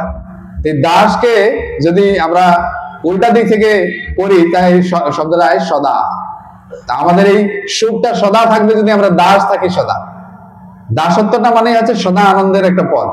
আর এই দাসত্ব ভুললে বাকি যে আনন্দ সেটা থাকবে, কিন্তু বেশি সময় থাকবে, কারণ আমাদের স্বরূপটা হচ্ছে দাস। তাই এখানে বলছে যে কৃষ্ণ কথা প্রসঙ্গে সকল দুঃখ যায়। যখন তারা কৃষ্ণ কথা করে, কৃষ্ণ কথা কারা করবে? মালিকের গুণগান কে করে? চাকররাই করে। চাকররা করে কিনা? জিসকা নমক খায়া হ্যায় উসকা গুণ গানা চাই, এটা হচ্ছে দাসের কর্তব্য। তো ভগবানের যখন কেউ গুণগান করে, তার সেই দাসত্ব পরিচয় ধীরে ধীরে প্রস্ফুটিত হয়, যা তিনি যে দাস। সবাই ভগবানের মন্দিরে গেলে, যে যত বড় নাস্তিক থাকুক বা কিছু, ভগবানের সামনে একবার হলেও কিছু না কিছু চায়। এটাই প্রমাণ করে যে সে প্রভু না, সে হচ্ছে দাস। ভগবানের কাছে সবাই কিছু না কিছু চায়। কেউ বাধ্য হয়ে স্ত্রীর জন্য মন্দিরে যায়, হয়তো ভগবানকে মানে না, স্ত্রীর জন্য গেল, সেও কিন্তু ভগবানের কাছে কিছু না কিছু চায়। হ্যাঁ, তো এটা প্রমাণ করে যে সবাই হচ্ছে দাস আর ভগবান হচ্ছে প্রভু। তো দগ্ধ দেখে সকল সংসার ভক্তগণ, আলাপের স্থান নাহি করেন ক্রন্দন। সকল বৈষ্ণব বেলি আপনি অদ্বৈতে, প্রাণী মাত্র করে কেহ নারে বুঝাইতে। তো সবাই অদ্বৈত আচার্যকে প্রার্থনা করলেন যে আপনি একটা কিছু করেন। তো অদ্বৈত আচার্য বলছে যে অচিরাত আমার প্রভু অবতীর্ণ হবে এবং সবাইকে কৃষ্ণ প্রেম দিয়ে জগৎ প্লাবিত করবে। আর যদি আমি আমার প্রভুকে, আমি হচ্ছি দাসের মধ্যে যদি সার্থক আমার দাসত্ব, যদি আমার প্রভুকে আনতে পারি, আর যদি না আনতে পারি, আমি নিজেই এদেরকে সব সংহার করব। এক মূর্তি দিয়ে, এরকম অদ্বৈত আচার্য অনেক রাগ। তো সেখানে মহাপ্রভু আস্তে আস্তে আস্তে আস্তে আদেশ দিছিলেন কি, যে সবাইকে তোমরা মানুষ ঘরে জন্ম নিতে বলো। তো মহাপ্রভু কি করলেন? ধীরে ধীরে তার সময় আসলো আবির্ভাব হয়। তো আবির্ভাবের আগে এখানে একটু বর্ণনা করছেন, তার দেবতারা, তার যে মার গর্ভে তিনি যে ছিলেন তখন স্তুতি করতেন দেবতারা। তো এখানে লিখছেন, অনন্তের প্রকার হইলা হেন মতে, এবে শোনো কৃষ্ণ অবতরিলা যে মতে। নবদ্বীপে আছে জগন্নাথ মিষ্টবর, বসুদেব প্রায় তেহ স্বধর্মে তৎপর। তান পত্নী শচী নাম মহাপতিব্রতা, মূর্তিমতী বিষ্ণু ভক্তি সেই জগন্মাতা। তো জগন্নাথ মিশ্রবর তিনি হচ্ছেন উদার চরিত্র, বসুদেব প্রায় চরিত্র, আর শচী মাতা হচ্ছে মূর্তিমতী বিষ্ণু ভক্তি। এই দুইজনের শরীর ধীরে ধীরে তেজময় হওয়া শুরু হল। তো অনেক লোকে দেখে যে তাদের শরীরে একটা বিশিষ্ট তেজ, তো কিসের জন্য সেই তেজ বুঝতে পারে। তো ধীরে ধীরে মহাপ্রভুর সময় আসতেছে, উচিত সময়ে তিনি আবির্ভূত হবেন। তো মহাপ্রভুর জন্মের আগে মহাপ্রভুর অনেক ভগিনী, মানে কন্যা, তাদের জগন্নাথ মিশ্রের অনেক কন্যা কি হয়, মারা যায়, দেহত্যাগ করে, তারা জন্ম নিয়ে দেহ রাখে। তো বহুতর কন্যার হইল তিরুভাব, সবে এক পুত্র বিশ্বরূপ মহাভাগ। বিশ্বরূপ মূর্তি যেন অভিন্ন মদন, দেখি হরষিত দুই ব্রাহ্মণী ব্রাহ্মণ। তো মহাপ্রভুর আগে যারা আসছিলেন তার যে দিদি, তারা সব মারা গেছে। তো একজন আসছেন সন্তান বিশ্বরূপ, তিনি বিরক্ত এই সমাজের প্রতি। জন্ম হইতে বিশ্বরূপের হইল বিরক্তি, শৈশবেই সকল শাস্ত্রেতে হইল স্ফূর্তি। বিষ্ণু ভক্তি শূন্য হইল সকল সংসার, প্রথম কলিতে হইল ভবিষ্য আচার। তো তার আগে যারা আসছেন সব মারা গেছেন, এই জন্য সবাই চিন্তা করতেছেন এইবারে যে জন্ম নিবে তার কি হবে। তো যখন তিনি জন্ম নিলেন, তার নামটা কি রাখলেন? এই জন্য নিমাই। নিমাই মানে নিম, নিম গাছ। তো নিমটা হচ্ছে তিতা। তো তিতা যদি হয়, যদি ওই বাহানাতে যদি যমরাজ তাকে একটু নিতে কষ্ট পায়, কারণ সে তো তিতা হয়ে যাবে, তো যমরাজও তাকে নিবে না, এই জন্য তার নামটা রাখলেন নিমাই। অবতীর্ণ হইবেন ঈশ্বর জানিয়া, ব্রহ্মা শিব আদি স্তুতি করেন আসিয়া। তো প্রত্যেক দিন ব্রহ্মা শিব আদি এসে দেবতারা তার ঘরে স্তুতি করতেন, কিন্তু মা বাবা সেটা বুঝতে পারতেন। তারা ভাবতেন, কারণ তাদের ছায়া দেখা যায়, যখন তারা আসে যায় ছায়া দেখা যায়, তারা ভাবতেন যে কোনো একটা অপবিত্র শক্তি হয়তো আসছে কিছু খারাপ করার জন্য। কখনো ভাবতেন তারা যে বলছেন এখানে, কখনো ভাবতেন তারা যে এই মনে হয় চোর আসলো, কখনো বলতো এই অপদেবতা আসলো, এরকম বলতো। তো এই অবতারে ভাগবত রূপ ধরি, কীর্তন করিবে সর্বশক্তি পরচারী। ঘরে ঘরে হইবে প্রেম ভক্তি পরচার, সংকীর্তনে পূর্ণ হইবে সকল সংসার। চারিদিকে কি হবে? সংকীর্তন যজ্ঞ হবে, প্রচার। মহাপ্রভুর চারিদিকে সব ঘরে ঘরে বলছে, ঘরে ঘরে সংকীর্তন হবে। তো যেহেতু বলছে, তাহলে একদিন না একদিন সত্যি হবে। যদিও পরিস্থিতিটা এখন আমরা দেখতেছি মনে হয় হবে না, কিন্তু আমাদের শাস্ত্রে বিশ্বাস থাকতে লাগে। মহাপ্রভু বলছে প্রতি ঘরে ঘরে গিয়া করোই ভিক্ষা। কোন না কোনো বৈষ্ণব আসবে, ঘরে ঘরে ভিক্ষা করবে। আর পৃথিবীতে আছে যত নগরাদি গ্রাম, সর্বত্র প্রচার হইবে মোর নাম। যত নগর গ্রাম আছে সব জায়গাতে প্রচার হবে। তো অবশ্যই একদিন হবে। যে তোমার পাদ পদ্ম নিত্য ধ্যান করে, তা সবার প্রভাবেই অমঙ্গল হরে। তো মহাপ্রভু তার কৃপাটা কিভাবে বিলি করেন? বলছেন যেই সব ভক্ত ভগবান বা মহাপ্রভুর যে পাদ পদ্ম নিত্য ধ্যান করে, আমরা যদি সেই সব ভক্তেরও ধ্যান করি, আমাদের সমস্ত অমঙ্গল দূরে যায়। তো চেইন সিস্টেম দিয়েছেন কৃপা। ডাইরেক্ট যে ভগবানের চরণ ধ্যান করলে হবে তা না। ভগবানের চরণ যারা নিত্য ধ্যান করে, তাদের চরণ যদি আমরা ধ্যান করি, তাতে আমাদের কি হয়? তা সবার প্রভাবে অমঙ্গল হরে। পদতলে খণ্ডে পৃথিবীর অমঙ্গল, দৃষ্টিমাত্র 10 দিক হয় সুনির্মল। সেই সব ভক্তের স্মরণ করে যারা চলে, তাদের যে পদতল, যারা তারা যখন নৃত্য করে বা চলে, তাতে পৃথিবীর যে নিম্ন লোকগুলো উদ্ধার পায়, নিম্নলোকের জীবগুলো। আর তারা যখন ঊর্ধ্ববাহ করে কীর্তন করে, উপরের সব লোকগুলো উদ্ধার পায়। আর তারা যখন দৃষ্টি শক্তি প্রদান করে, এ সমস্ত দিক নির্মল হয়। এরকম ভক্তের প্রভাব। বাহু তুলে নাচিতে স্বর্গের বিঘ্ননাশ, হেন যশ হেন নিত্য হেন তোর দাস। বৃন্দাবন দাস ঠাকুর মহাপ্রভুর দাসের গুণানুকীর্তন করতেছেন, যে আপনার দাস কিরকম। আপনার দাস যদি নৃত্য করে, তার নৃত্যে পদতলে এই পৃথিবীর যে নিচের লোকগুলো, নিচের লোক কি আছে, পাতাল, রসাতল, তলাতল, এগুলো এরা উদ্ধার পায়। আর যদি ঊর্ধ্ববাহ করে, তো উপরের লোকগুলো উদ্ধার পায়। আর যদি তাকায়, তো সর্বদিক সুনির্মল করে।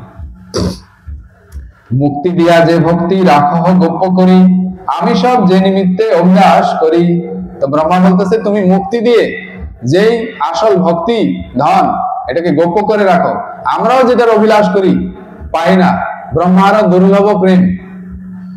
জগতের প্রভু তুমি দিবাহেন ধন, তোমার কারণ সবে ইহারও কারণ। আর এইরকম প্রেম তুমি কি করবে? সবাইকে দিবে। এবার যে প্রেম আমরাও পাই না, সেই প্রেমটা তুমি সবাইকে দিবে। কৃষ্ণ যদি ছোটে ভক্তে ভক্তি মুক্তি দিয়া, কবু ভক্তি না দেন রাখেন ও লুকাইয়া। তো কৃষ্ণ কোনোদিন কাউকে ভক্তি দেন না, ভক্তি মুক্তি দিতে পারে, আর ভক্তিটাকে লুকায় রাখেন। আরে হেন প্রেম এই মহাপ্রভু সবাকারে যাচ্ছে, সবাইকে দিচ্ছেন। এত কারণ নয়। এই জন্য রূপ গোস্বামী তাকে বলছেন নম মহাবাদার না। তিনি নিজেকে বিলি করছেন। নিজেকে প্রেম দেওয়া মানে কি? নিজেকে দেওয়া। কারণ প্রেমের দ্বারা বশীভূত ভগবান, ভগবান তখন তার কাছে বশীভূত হয়। তাই নিজেকে দেওয়ার মতো। জগতের প্রভু তুমি দিবাহীন ধন, তোমার কারণ সবে ইহারও কারণ। এই কৃপা করো প্রভু হইয়া সদাই, যেন আমার সবার দেখিতে ভাগ্য হয়। তো ব্রহ্মা আদি দেবতারা স্তুতি করলেন, প্রভু আপনি এরকম একটা আমাদেরকে আশীর্বাদ দেন, আপনার যে এই যে প্রেম লীলা, প্রেম প্রদান লীলা, এটা যেন আমরা কি করতে পারি, স্বচক্ষে দর্শন করতে পারি। নবদ্বীপ প্রতিও থাকুক নমস্কার, সচি জগন্নাথ গৃহে যথা অবতার। তো ব্রহ্মা আদি দেবতারা নবদ্বীপকে নমস্কার করলেন, কারণ এই নবদ্বীপে মহাপ্রভু কি করবেন, লীলা করবেন। ভগবানের ধাম নিত্য স্মরণীয়, নিত্য ধ্যান, নিত্য পূজনীয়।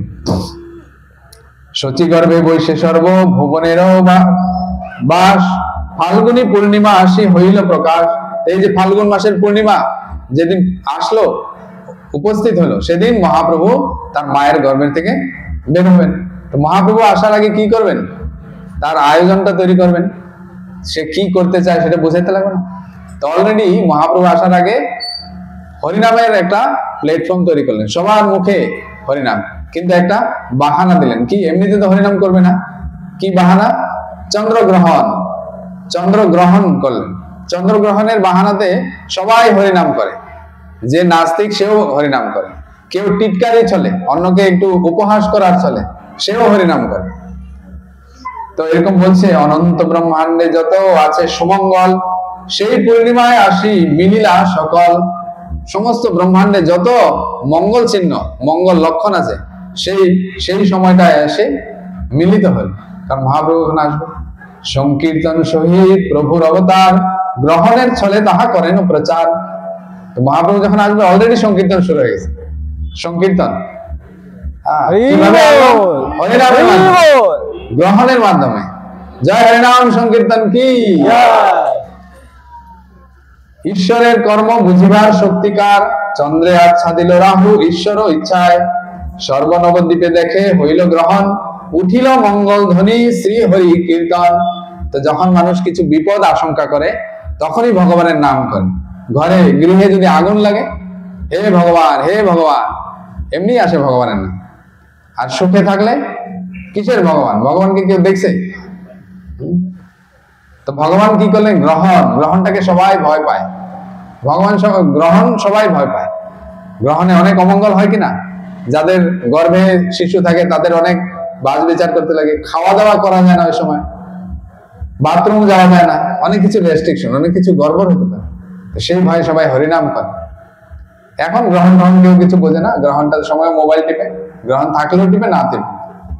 হরিনাম এখন নেই, এখন ভয় থেকে বাঁচার মূল ইয়ে হচ্ছে মোবাইল, এরকম।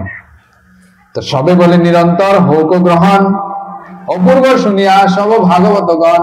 তো ভাগবত ব্যক্তিরা কি বলে কি, ডেইলি যদি এরকম একটা করে গ্রহণ হয় খুব ভালো হয়, ডেইলি করে যদি একটা গ্রহণ হয় খুব ভালো হয়, ভগবানের নাম। তো সবে বলে আজি বড় বাসি উল্লাস, হেন বুঝি কিবা কৃষ্ণ করিলা প্রকাশ। তো সবাই বলতেছে আজকে খুব একটা দিব্য আনন্দ লাগতেছে, মানে কিছু বাহানা নেই, কিন্তু এমনিতে আনন্দ, মনে হইতেছে কৃষ্ণ প্রকাশ হয়েছে। কৃষ্ণ যখন কারো জীবনে প্রকাশ হয়, তার অহেতুকি আনন্দ প্রকাশিত হয়। সে আর জড় আনন্দের দিকে যায় না, তার কোনো জড় বস্তুর উপরে ভরসা করতে লাগে না আনন্দের জন্য, তার একটা দিব্য আনন্দ। সে কৃষ্ণের কথা ভাবতে ভাবতেই আনন্দ পায়।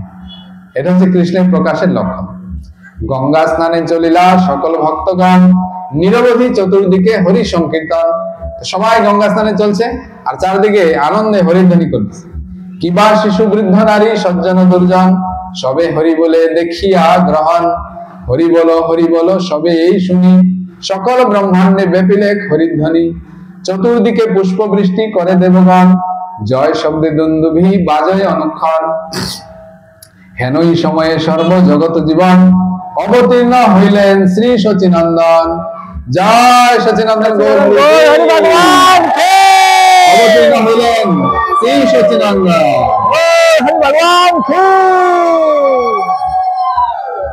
তো কৃষ্ণের লীলা এরকম একটা গান ছিল, শঙ্খ দুন্দুমি বাজে নাচে দেবগণ, জয় জয় হরিধ্বনি হরিলা ভুবন, হরে হরিলা ভুবন।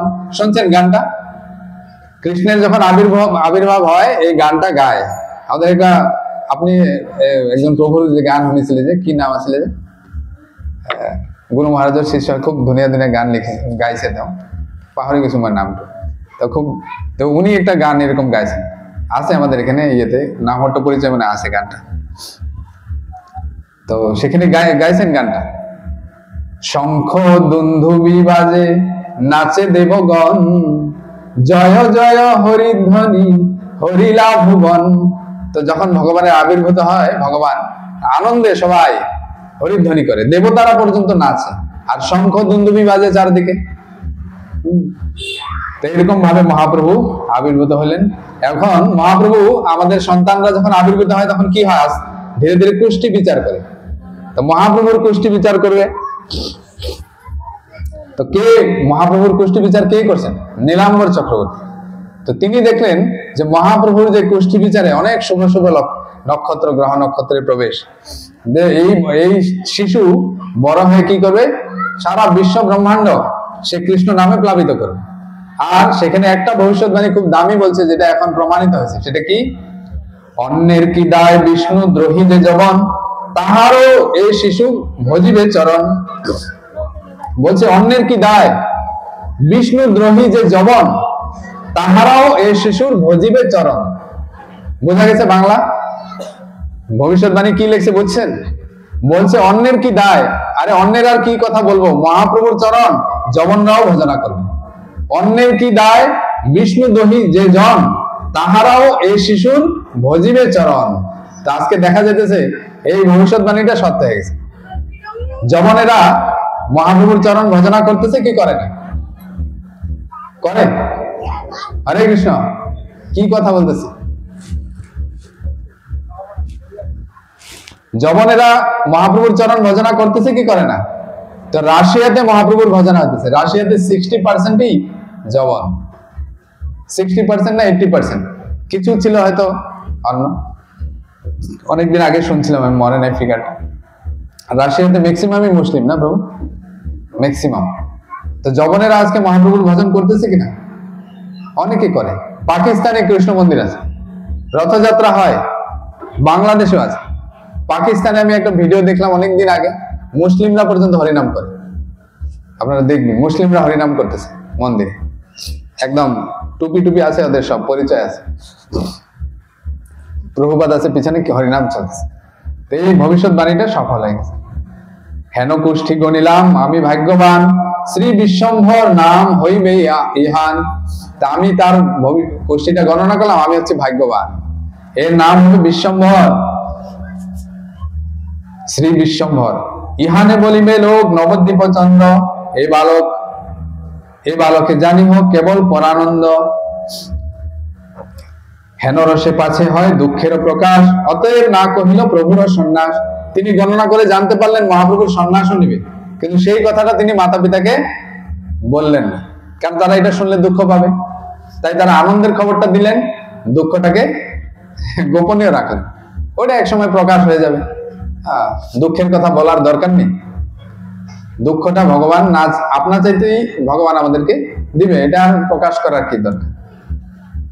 তো শুনি জগন্নাথ মিশ্র পুত্রের আখ্যান, আনন্দে বিভ্বল বিপ্র দিতে চাহে দান। কিছু নাহি সুদরিদ্র তথাপি আনন্দে, বিপ্রের চরণে ধরি মিশ্র চন্দ্রকান্দে। এইভাবে কুষ্টি গণনা করলেন এবং মহাপ্রভুর পিতা তাকে কিছু দান দিতে চাইলেন। যদিও তিনি দান দেওয়ার অধিকারী ছিলেন, তথাপি নিজেকে দরিদ্র বলে ভাবলেন। আমরা অনেক সময় দান দিতে গিয়ে আমরা নিজেরাই এত গর্ব করি যে দানের আর মহিমা থাকে না, দানটা ভ্যালুলেস হয়। কারণ দান কিভাবে দিতে লাগে, তো বলছে এক হাত দিলে আরেক হাত জানতে লাগে। কিন্তু অনেকে দান দেয়, তো দানের অনেক হিস্ট্রি আছে, বলবো না, এখন বললে হাসতে লাগবে। ফ্যানের মধ্যে যে নামের লীলা বলছে, ফ্যানের মধ্যে ফ্যানটা একটু আস্তে ঘোরাবেন। আমি ফ্যানটা দান করেছি, তো নামটা আছে, তো এখানে ফ্যানটা বেশি স্পিডে ঘুরলে আমার নামটা দেখা যায়। এরকম দান করে মানুষ, তো দানটা সেরকম না। জগন্নাথ মিশ্র বলছে আমি গরিব দরিদ্র, আমি আপনাকে দান দেওয়ার যোগ্য নয়, আপনি কৃপা করে আমার দান গ্রহণ করে আমাকে কৃপা করেন। আমরা ভাবি যে আমি ওনাকে কৃপা করলাম, আসলে দান যে গ্রহণ করে সে আমাকে কৃপা করে। এই মনোভাব এই চৈতন্য ভাগবতেই আছে। তো এখন চৈতন্য মহাপ্রভুর নামকরণ হবে, তো জয় জয় কমল নয়ন গৌরচন্দ্র, জয় জয় তোমার প্রেমের ভক্তবৃন্দ, হেন শুভ দৃষ্টি প্রভু করহ অমায়ায়, অহর নিশ্চিত্ত যেন ভজই তোমায়। তো মহাপ্রভুর কৃপা প্রার্থনা করছেন বৃন্দাবন দাস ঠাকুর। কোন দেব অলক্ষিতে গৃহেতে সম্ভায়, ছায়া দেখি সবে বলে এই চোর যায়, নরসিংহ নরসিংহ কেহ করে ধ্বনি, অপরাজিতার স্তোত্র কারো মুখে শুনি, নানা মন্ত্রে কেহ দশ দিক বন্ধ করে, উঠিল পরম কলেবর শচী ঘরে।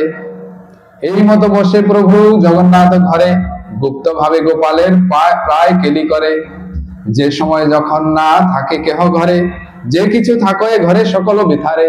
তো কৃষ্ণ যেরকম যশোদা মার সমস্ত কিছু নষ্ট করতেন, মহাপ্রভু ও সচী মাতার সবকিছু নষ্ট করছেন। কিন্তু মহাপ্রভু যখন নষ্ট করতেন, সচী মাতা কিন্তু রুষ্ট হতেন, কিন্তু কোনো শাস্তি দিতেন। কিন্তু যশোদা মা কিন্তু শাস্তি দিচ্ছেন।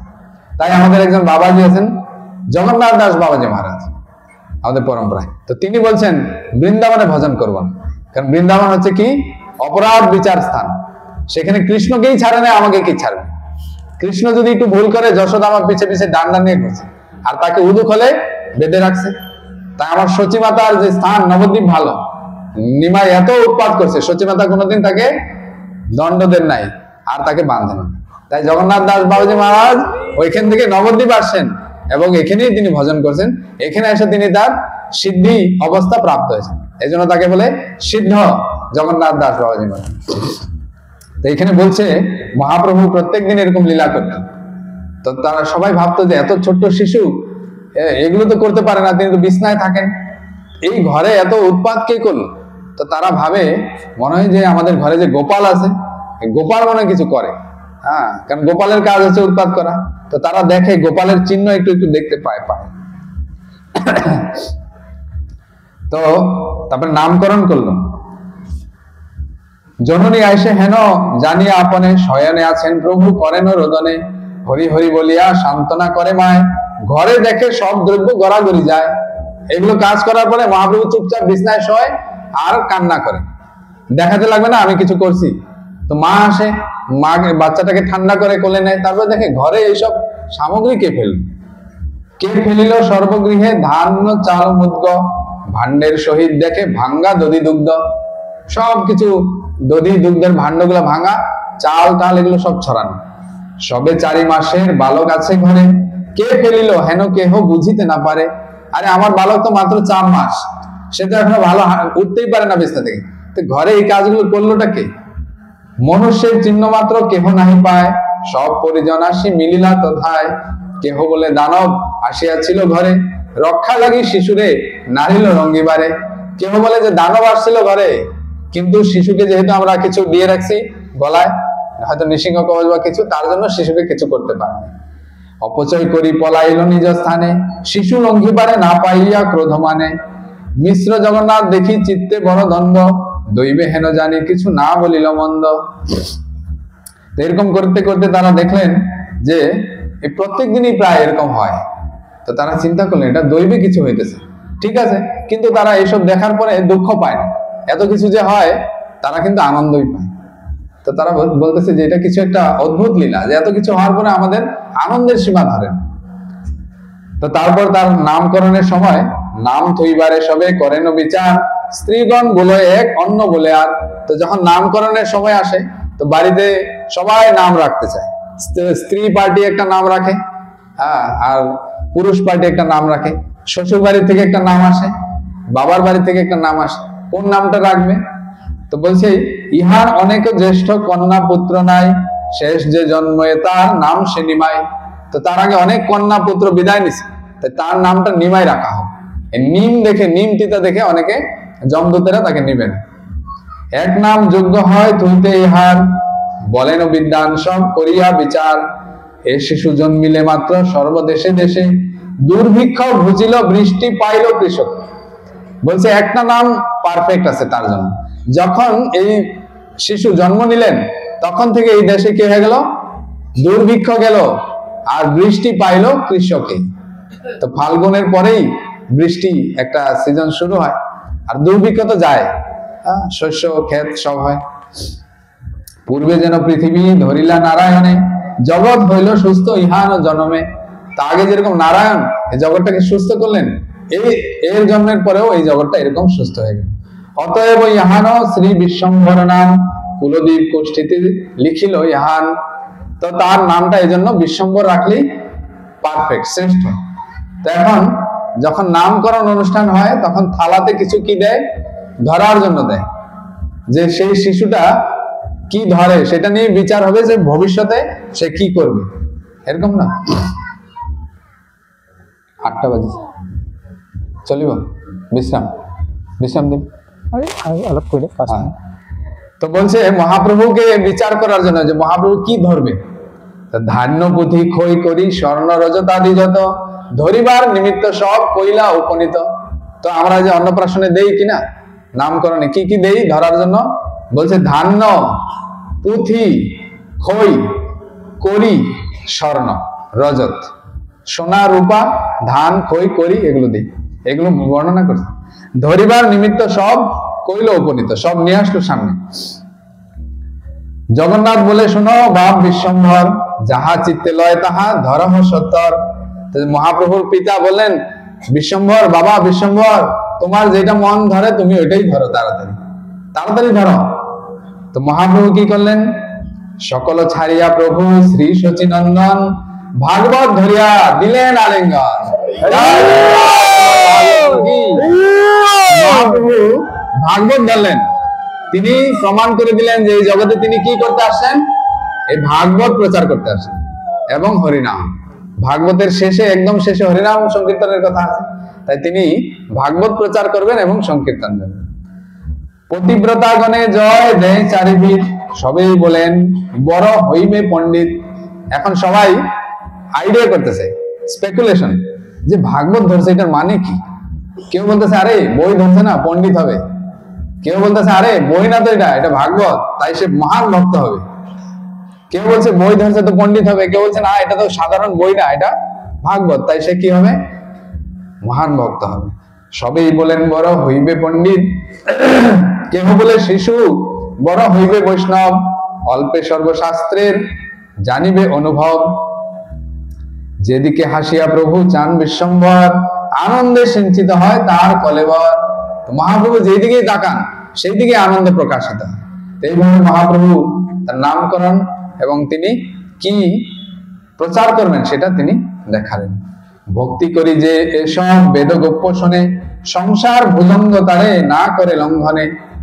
যারা এটা ভালো করে শুনবে এই লীলাগুলো, সংসার ভুজঙ্গ, ভুজঙ্গ মানে সাপ, কুসঙ্গই ভুজঙ্গ এরকম বলছে মানে আমাদের আগে অনেক বাণী শুনতাম আমরা, অর্থই অনর্থের মূল, এরকম একটা বাণী ছিল কুসঙ্গই ভুজঙ্গ।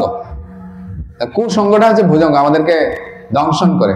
তো বলছে মহাপ্রভুর এই লীলাগুলা যারা শুনবে তাদের এই সংসার ভুজঙ্গ তাকে দংশন করতে পারে, তাহলে সংসারের জ্বালা সে আর পাবে না। তো মহাপ্রভু কি করলেন, আস্তে আস্তে তার লীলা বিকাশ করলেন। তো এখানে বলছেন মহাপ্রভু ছোটবেলার থেকেই দেখালেন যে তিনি হরিনাম প্রচার করতে আসেন। তো ছোটবেলা কান্না করেন, তো নারীরা হরিধ্বনি করেন, তো হরিধ্বনি করে যদি বিশ্রাম নেন মহাপ্রভু আরো জোরে কান্না করেন, তো নারীরা আরো জোরে হরিনাম করেন। তো এইভাবে মহাপ্রভু দেখালেন যে আমি হরিনাম করতে আসছি, তোমরা যত বেশি হরিনাম করবে আমি চুপচাপ থাকবো, মানে শান্ত থাকবো, সন্তুষ্ট থাকবো। আর হরিনাম বন্ধ হলে আমি কি করব, দুঃখিত হব, আমি দিগদার করবো, মানে উৎপাত করবো। তা আমাদেরও এই নীতিটা এখান থেকে নেওয়া আছে, আমরা যদি হরিনাম না করি তা আমাদের এখানে উৎপাত শুরু হয়ে যাবে। আর যদি হরিনাম করি, হরিনাম যদি করি তাহলে উৎপাতটা আস্তে আস্তে কি হবে, বন্ধ হবে। আমাদের একজন মহারাজ ছিলেন, গিরিরাজ স্বামী মহারাজ। তো উনি ওনার মন্দিরে যখন থাকা হয়, তো মন্দিরের বিভিন্ন ভক্তদের মধ্যে কিছু না কিছু একটু গন্ডগোল যদি থাকে, একটু কমপ্লেন থাকে, তো তারা বিচারের জন্য প্রেসিডেন্টের কাছে আসে, যিনি মেইন ইনচার্জ থাকে। তো ওনার কাছে এসে বিভিন্ন ভক্তরা কমপ্লেন করত, এই জানেন ওই ভক্তটা এরকম বদমাশ, ওর সাথে আর থাকা যায় না। এ এসে বলে ওই ভক্তটা এরকম করছে, ও এসে বলে এরকম, তো ও থাকলে আমি থাকবো না, আমি থাকলে ও থাকবে না। তো গিরিরাজ মহারাজ বলে ঠিক আছে, তোমাদের বিচারটা করা হবে, কিন্তু কবে, সোমবারে।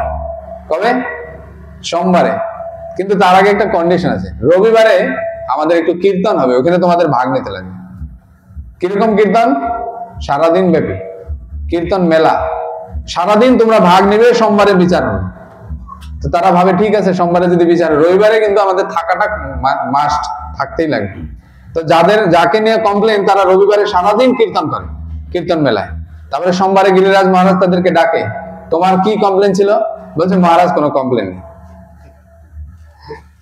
কেন কমপ্লেন নেই? তো যেখানে কীর্তন সেখানে উৎপাত হয় না, আর যেখানে কীর্তন নাই সেখানে উৎপাত হবে। তো প্রভু বলছিলেন যে কীর্তন মেলা জয়েন করতে আমরা মায়াপুরে যাই, আসলে কীর্তন মেলা আমাদের গ্রামে গ্রামে, আমাদের সেন্টারে সেন্টারে হওয়া উচিত। কীর্তন বন্ধ হবে তো উৎপাত শুরু হবে, আর উৎপাত শুরু হবে তো প্রচার বন্ধ হবে। তো এই জন্য মহাপ্রভু সেটা লীলা দেখালেন, এবং তিনি তিনটা জিনিস গ্রহণ করতেন, খই, কলা এবং সন্দেশ।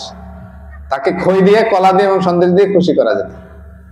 নারীরা তাকে খই, কলা, সন্দেশ দিতেন, তিনি আনন্দে চুপচাপ থাকতেন। তো একটা লীলা আছে খুব সুন্দর, এত সময় তত্ত্ব কথা শোনা হলো, দুই চোরের লীলা আছে। তো একবার দুই চোর, এই বৃন্দাবন দাস ঠাকুর বাল্য লীলা যত আছে সব এই চৈতন্য ভাগবতে লিখছেন, এই জন্য এই লীলাগুলো চৈতন্য চরিতামৃতে পাওয়া যায়। চৈতন্য চরিতামৃতে হচ্ছে অন্তলীলার প্রাধান্য। তখন দুই চোর একবার মহাপ্রভুর গায়ে অলংকার দেখলেন, ছোট বাচ্চা, শিশু। তো তারা ভাবলেন এই অলংকার গুলো যদি পাওয়া যায় খুব ভালো হয়। তো মহাপ্রভুর লীলা আর নিত্যানন্দ প্রভুর লীলাতে সিমিলার, মানে একই সামঞ্জস্য। মহাপ্রভুর অলংকার দেখে চোর আকর্ষিত হয়েছে, আর নিত্যানন্দ প্রভুর অলংকার দেখা কিছু দস্যুর দল আকর্ষিত হয়েছে। দস্যুর দল, 4-5 জন দস্যু। জানেন লীলাটা না? নিত্যানন্দ প্রভুর অলংকার দেখে 4-5 জন দস্যু সেটা প্ল্যান করে। তো বিভিন্ন ভাবে তারা ওইটা বিফল হয়। তারপরে বুঝতে পারে যে মহাপ্রভুর অনেক, নিত্যানন্দ প্রভুর অনেক শক্তি, এটা চুরি করা যাবে না, তারা চরণের শরণ। তো মহাপ্রভুর এই গায়ে অলংকার দেখে দুই চোর, তারা ভাবলেন এই শিশুকে যদি আমরা কোলে নিয়ে যাই, আমাদের ঘরে গিয়ে আস্তে করে রাখবো, তারপরে সব অলংকার গুলো খুলবো, তারপরে শিশুকে আবার দিয়ে দিব। তো তারা সময় বুঝে শিশু নিমাইকে কাঁধে নিলেন। তো শিশু নিমাইকে কাঁধে নিয়ে তারা কি করতেছেন? বলছে যুক্তি করে, কার শিশু বেড়ায় নগরে, একদিন প্রভুরে দেখিয়া দুই চোরে। কার শিশু এটা, এত অলংকার? প্রভুর শ্রী অঙ্গে দেখি দিব্য অলংকার, পরিবারে দুই চোরে চিনতে পরকার। বাপ বাপ বলি এক, চোরে লইল কোলে, এতক্ষণ কোথা ছিলে আর চোরে বলে। আচ্ছা, এখন চোরেরও অনেক টেকনিক জানা আছে। যদি চোর যদি শিশুকে নেয়, আর শিশু যদি কান্না শুরু করে দেয়, তো মানুষ তো বলবে কিনা যে এটা কার শিশু, এটা মানে অন্য মানুষ নিয়ে যেতেছে, কিডন্যাপ করতেছে, ধোলাই পড়বে। এই জন্য তারা শিশুর সাথে কথা বলা শুরু করে দিল। আরে বাবা, তুমি এত সময় কোথায় ছিলা? তোমাকে এত সময় যে তুমি মানে সবাই তাহলে ভাববে যে এটা ওদেরই সন্তান। হ্যাঁ হ্যাঁ, বাবা তুমি কোথায় গেছিলে, হারাই গেছো, কোথায় ছিলে এত সময়, এরকম বলছে। ঝাট ঘরে আইসো বাপ, বলে দুই চোরে, হাসিয়া বলেন প্রভু চলো যাই ঘরে। হ্যাঁ, তো প্রভু কম না, চোরের সাথে বিনিময় করতেছে। চোর বলতেছে চলো চলো বাবা, চলো তাড়াতাড়ি। হ্যাঁ, ঝাট ঘরে আইসো বাপ, বলে দুই চোরে, হাসিয়া বলেন প্রভু চলো যাই ঘরে। তো প্রভু বলতেছে কি, হ্যাঁ হ্যাঁ চলো, আমাকে ঘরে নিয়ে চলো, তাড়াতাড়ি ঘরে নিয়ে চলো। হাতে বেঁধে কোলে করি দুই চোরে যায়, লোকে বলে যার শিশু সেই লই যায়। তো লোকেরা এরকম আদান প্রদান দেখলো। তো সাধারণত বাবা আর ছেলের মধ্যে এরকম আদান প্রদান হয়, আদর করে বাবা ছেলেকে বলে। হ্যাঁ, তো খুব সুন্দর করে আদর করে কথা বলতেছে। মনে হয় গ্রামের মানুষ ভাবতেছে কি যার ছেলে সেই নিয়ে যেতেছে, এরকম অ্যাক্টিং করলো চোরেরা, যাতে বুঝতে না পারে কেউ। অর্বুদ অর্বুদ লোক কেবা কারে চিনে, মহাতুষ্ট চোর অলংকার দর্শনে। অর্বুদ অর্বুদ মানে হাজারের উপরে, অর্বুদ অর্বুদ লোক সেখানে নবদ্বীপে চলাফেরা করে। তো কার যে কে নিয়ে যেতেছে ছেলে, এটা দর্শন করার সময় কারণে সবাই ভাবতেছে যার ছেলে সেই নিয়ে যায়। তো চোর দুটা খুব তুষ্ট হয়ে গেলেন প্রভুর অলংকার দেখে। এখন তাদের মন কলা খাওয়ার সময় হয়ে গেল। মন কলা বুঝেন? মানে গাছে কাঁঠাল, গুফে তেল। মহাপ্রভুর গলায় অলংকার আর তাদের মনে ফুল পড়তেছে। তো কেউ বলতেছে কি, কেহ মনে ভাবে মুই নিমু তার বালা, কেহ এই মতে দুই চোরে খায় মনকলা। তো কেহ বলতেছে আমি তার বালাটা নিব, কেউ বলে চেন নিব, এরকম মনকলা খাইতেছে। দুই চোরে চলে যায় নিজ মর্মস্থানে, স্কন্ধের উপরে হাসি যান ভগবানে।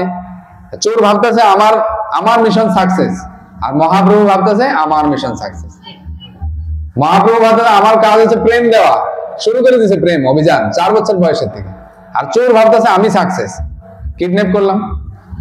তো একজন প্রভুরে সন্দেশ দেয় করে, আর জনে বলে এই আইলাম ঘরে, এই মতো ভান্ডিয়া অনেক দূরে যায়, হেথা যত আপ্তগণ চাহিয়া বেড়ায়, কেহ বলে আইসো আইসো বিশ্বম্বর, কেহ ডাকে নিমাই করিয়া উচ্চস্বর, পরম বেকুল হইলেন সর্বজন, জল বিনা যেন হয় মৎস্যের জীবন, সবে সর্বভাবে লইলা গোবিন্দ শরণ, প্রভু লইয়া যায় চোর আপন ভবন। তো প্রভুকে নিয়ে চোররা আপন ভবনের দিকে যাইতেছে। বৈষ্ণবী মায়ায় চোর পথ নাহি চিনে, জগন্নাথ ঘরে আইলো নিজ ঘর জ্ঞানে। তো বিষ্ণুর মায়াতে চোর পথ চিনতে পারতেছে না, কোন পথে যাবে। তার বিষ্ণুর মায়াতে পথ চিনতে পারে না, তাই তারা জগন্নাথ মিশ্রের ঘরেই আবার চক্কর টক্কর করতে করতে আবার জগন্নাথ মিশ্রের ঘরেই আসে। তারা ভাবলো খুব অনেকটা দূর চলে আসে। তো এরকম বিষ্ণু মায়া তাদেরকে কি করছে, মোহিত করছে। হ্যাঁ, ভগবানের ঘরেই আসছে, কিন্তু অনেক চক্কর কাটার পরে। তো অনেক সময় বড় বড় টাউনে গেলে এরকম হয়, ঘুরে ফিরে আবার ওই জায়গাতে, গলিগুলো সব একরকম। তো এই জগতে যদি এরকম মায়া হয়, তাহলে বিষ্ণু মায়াটা তো আরো ভয়ঙ্কর।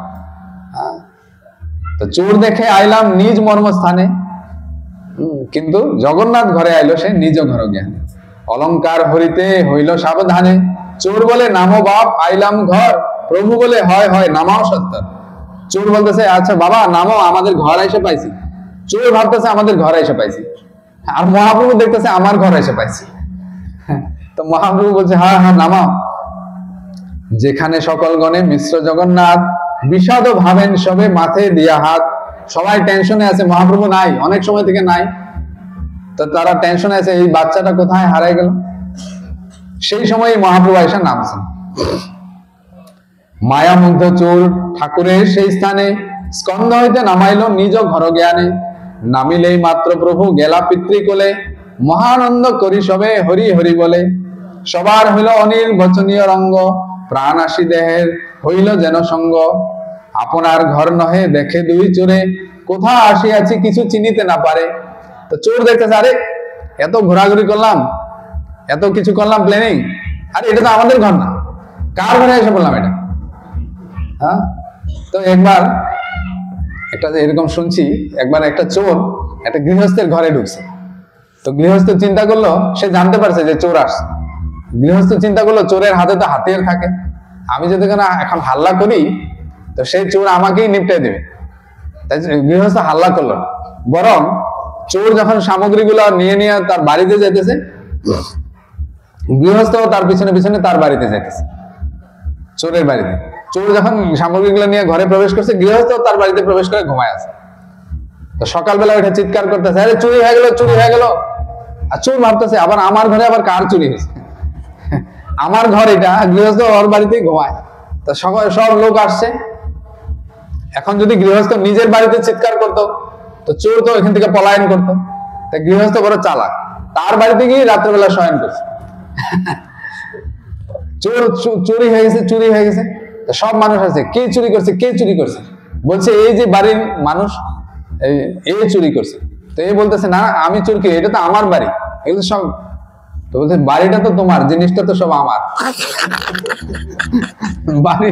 বাড়িটা তোমার, জিনিসটা তো সব আমার। তো পাবলিক ধরে নিল, সেরকম এই চোরের অবস্থা হয়েছে। তো সব কিছু করছে মহাপ্রভু নেওয়ার জন্য, আইসা নামাইছে এটা আমাদেরই বাড়ি। পরে দেখে না এটা তো আমাদের বাড়ি না, মহাপ্রভুর বাড়ি। তো তখন তাদের তো বিষ্ণু মায়া, তাদের গন্ডগোল লাগলো। গন্ডগোলে কে বা করে কারে অবধান করে, চারিদিকে চাহি চোর পলাইল ডরে। পরম অদ্ভুত দুই চোর মনে করে, চোর বলে ভেলকি বাজিল কোন জনে।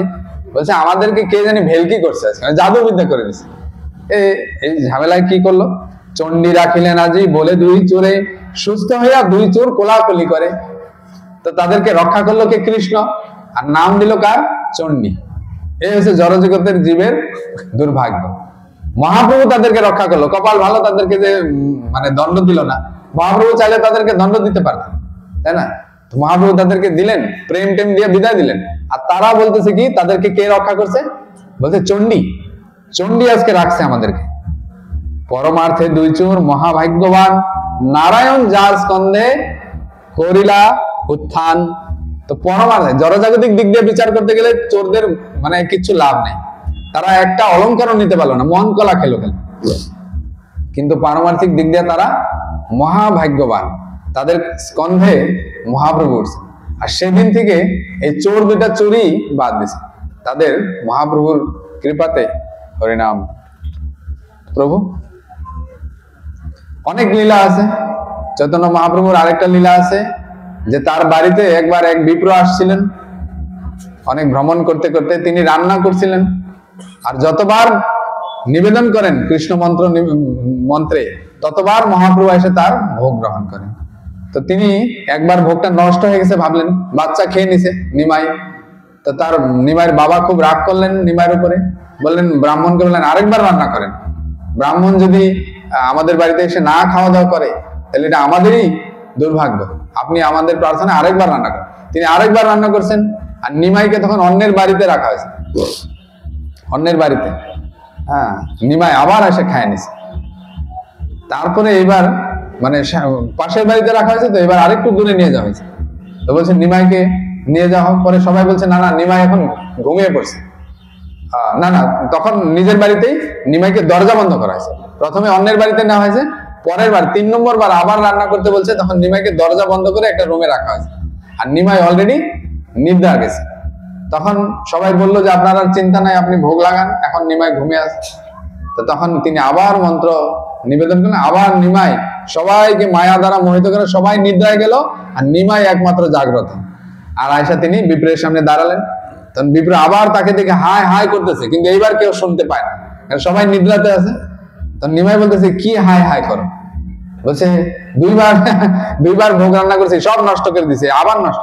বলছে আমার কি দোষ, তুমি বারবার আমাকে ডাকো, আর আমি আসি তুমি আমাকেই আবার দিতে চাও না। তখন নিমাই তার যে রূপ, কৃষ্ণ রূপটা তিনি দর্শন করালেন। আর এই বিপ্র সে তার যে জন্মে জন্মের আরাধ্য গোপাল, তিনি গোপালকে আরাধনা করতেন, তাকে গোপাল বৃন্দাবন সবকিছু দর্শন করতেছেন। হ্যাঁ, তখন বিপ্র তার এই প্রসাদ নিয়ে তিনি একটু গ্রহণ করলেন, আর প্রসাদ নিয়ে সারা শরীরে মাখলেন, কারণ এই প্রসাদ কে খাইছেন? নিমাই। তো তার প্রেম অষ্টসাত্ত্বিক বিকার আসে। তারপরে তিনি যখন জয় গোপাল বলছেন, তখন মহাপ্রভুর বাবা শুনতে পেয়েছেন। তো বলছে কি হলো, প্রসাদ পাইছেন আপনি? বলছে হ্যাঁ, আজকের মতো প্রসাদ তো কোনোদিনও পাইনি। তারপরে তিনি মহাপ্রভুকে যে দর্শন করার জন্য নবদ্বীপে থাকলেন, প্রতিদিন মহাপ্রভুকে দর্শন করার জন্য তিনি ভিক্ষা টিক্ষা করার পরে সারাদিনে একবার করে আসতেন। এরকম আরো অনেক লীলা আছে যেগুলো বৃন্দাবন দাস ঠাকুরের ভাষাতে শুনলে পরে, গল্প আকারে শুনলে পরে একরকম, পয়ার আকারে শুনলে পরে আরেক রকম। তাদের যে বাণী, কবিতা আকারে যখন শুনি সেটার রসটা অন্যরকম, আর গল্প আকারে শুনলে একদম ছোট। তাদের বাণীতে শুনলে বেশি আনন্দ। তো আপনারা যদি সেই রস আস্বাদন করতে চান বছরের প্রতিদিন, তাহলে চৈতন্য ভাগবত গ্রন্থটা সবাই রাখবেন, কারণ আচার্যদের মাধ্যমে মহাপ্রভুর লীলা আমাদের সামনে এভাবেই প্রকাশিত হয়, তারাই পারে প্রকাশিত করতে।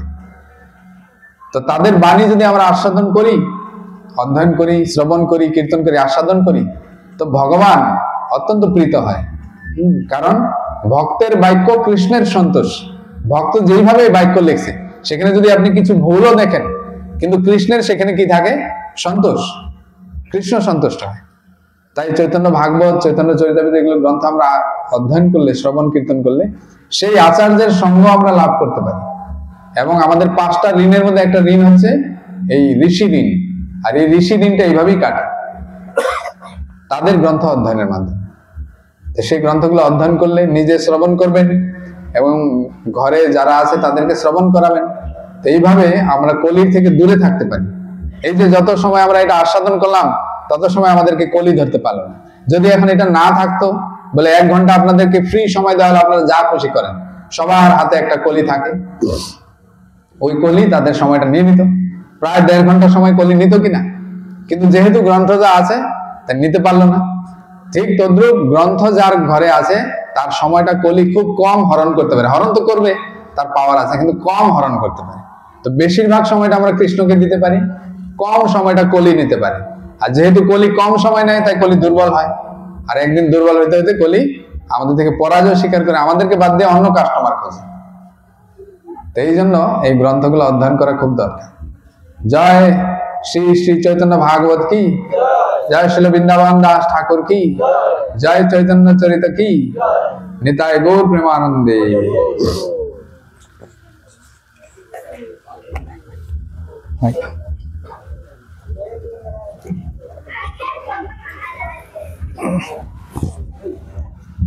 हरे कृष्णा। तो प्रभु का मैं एक बार धन्यवाद दूं।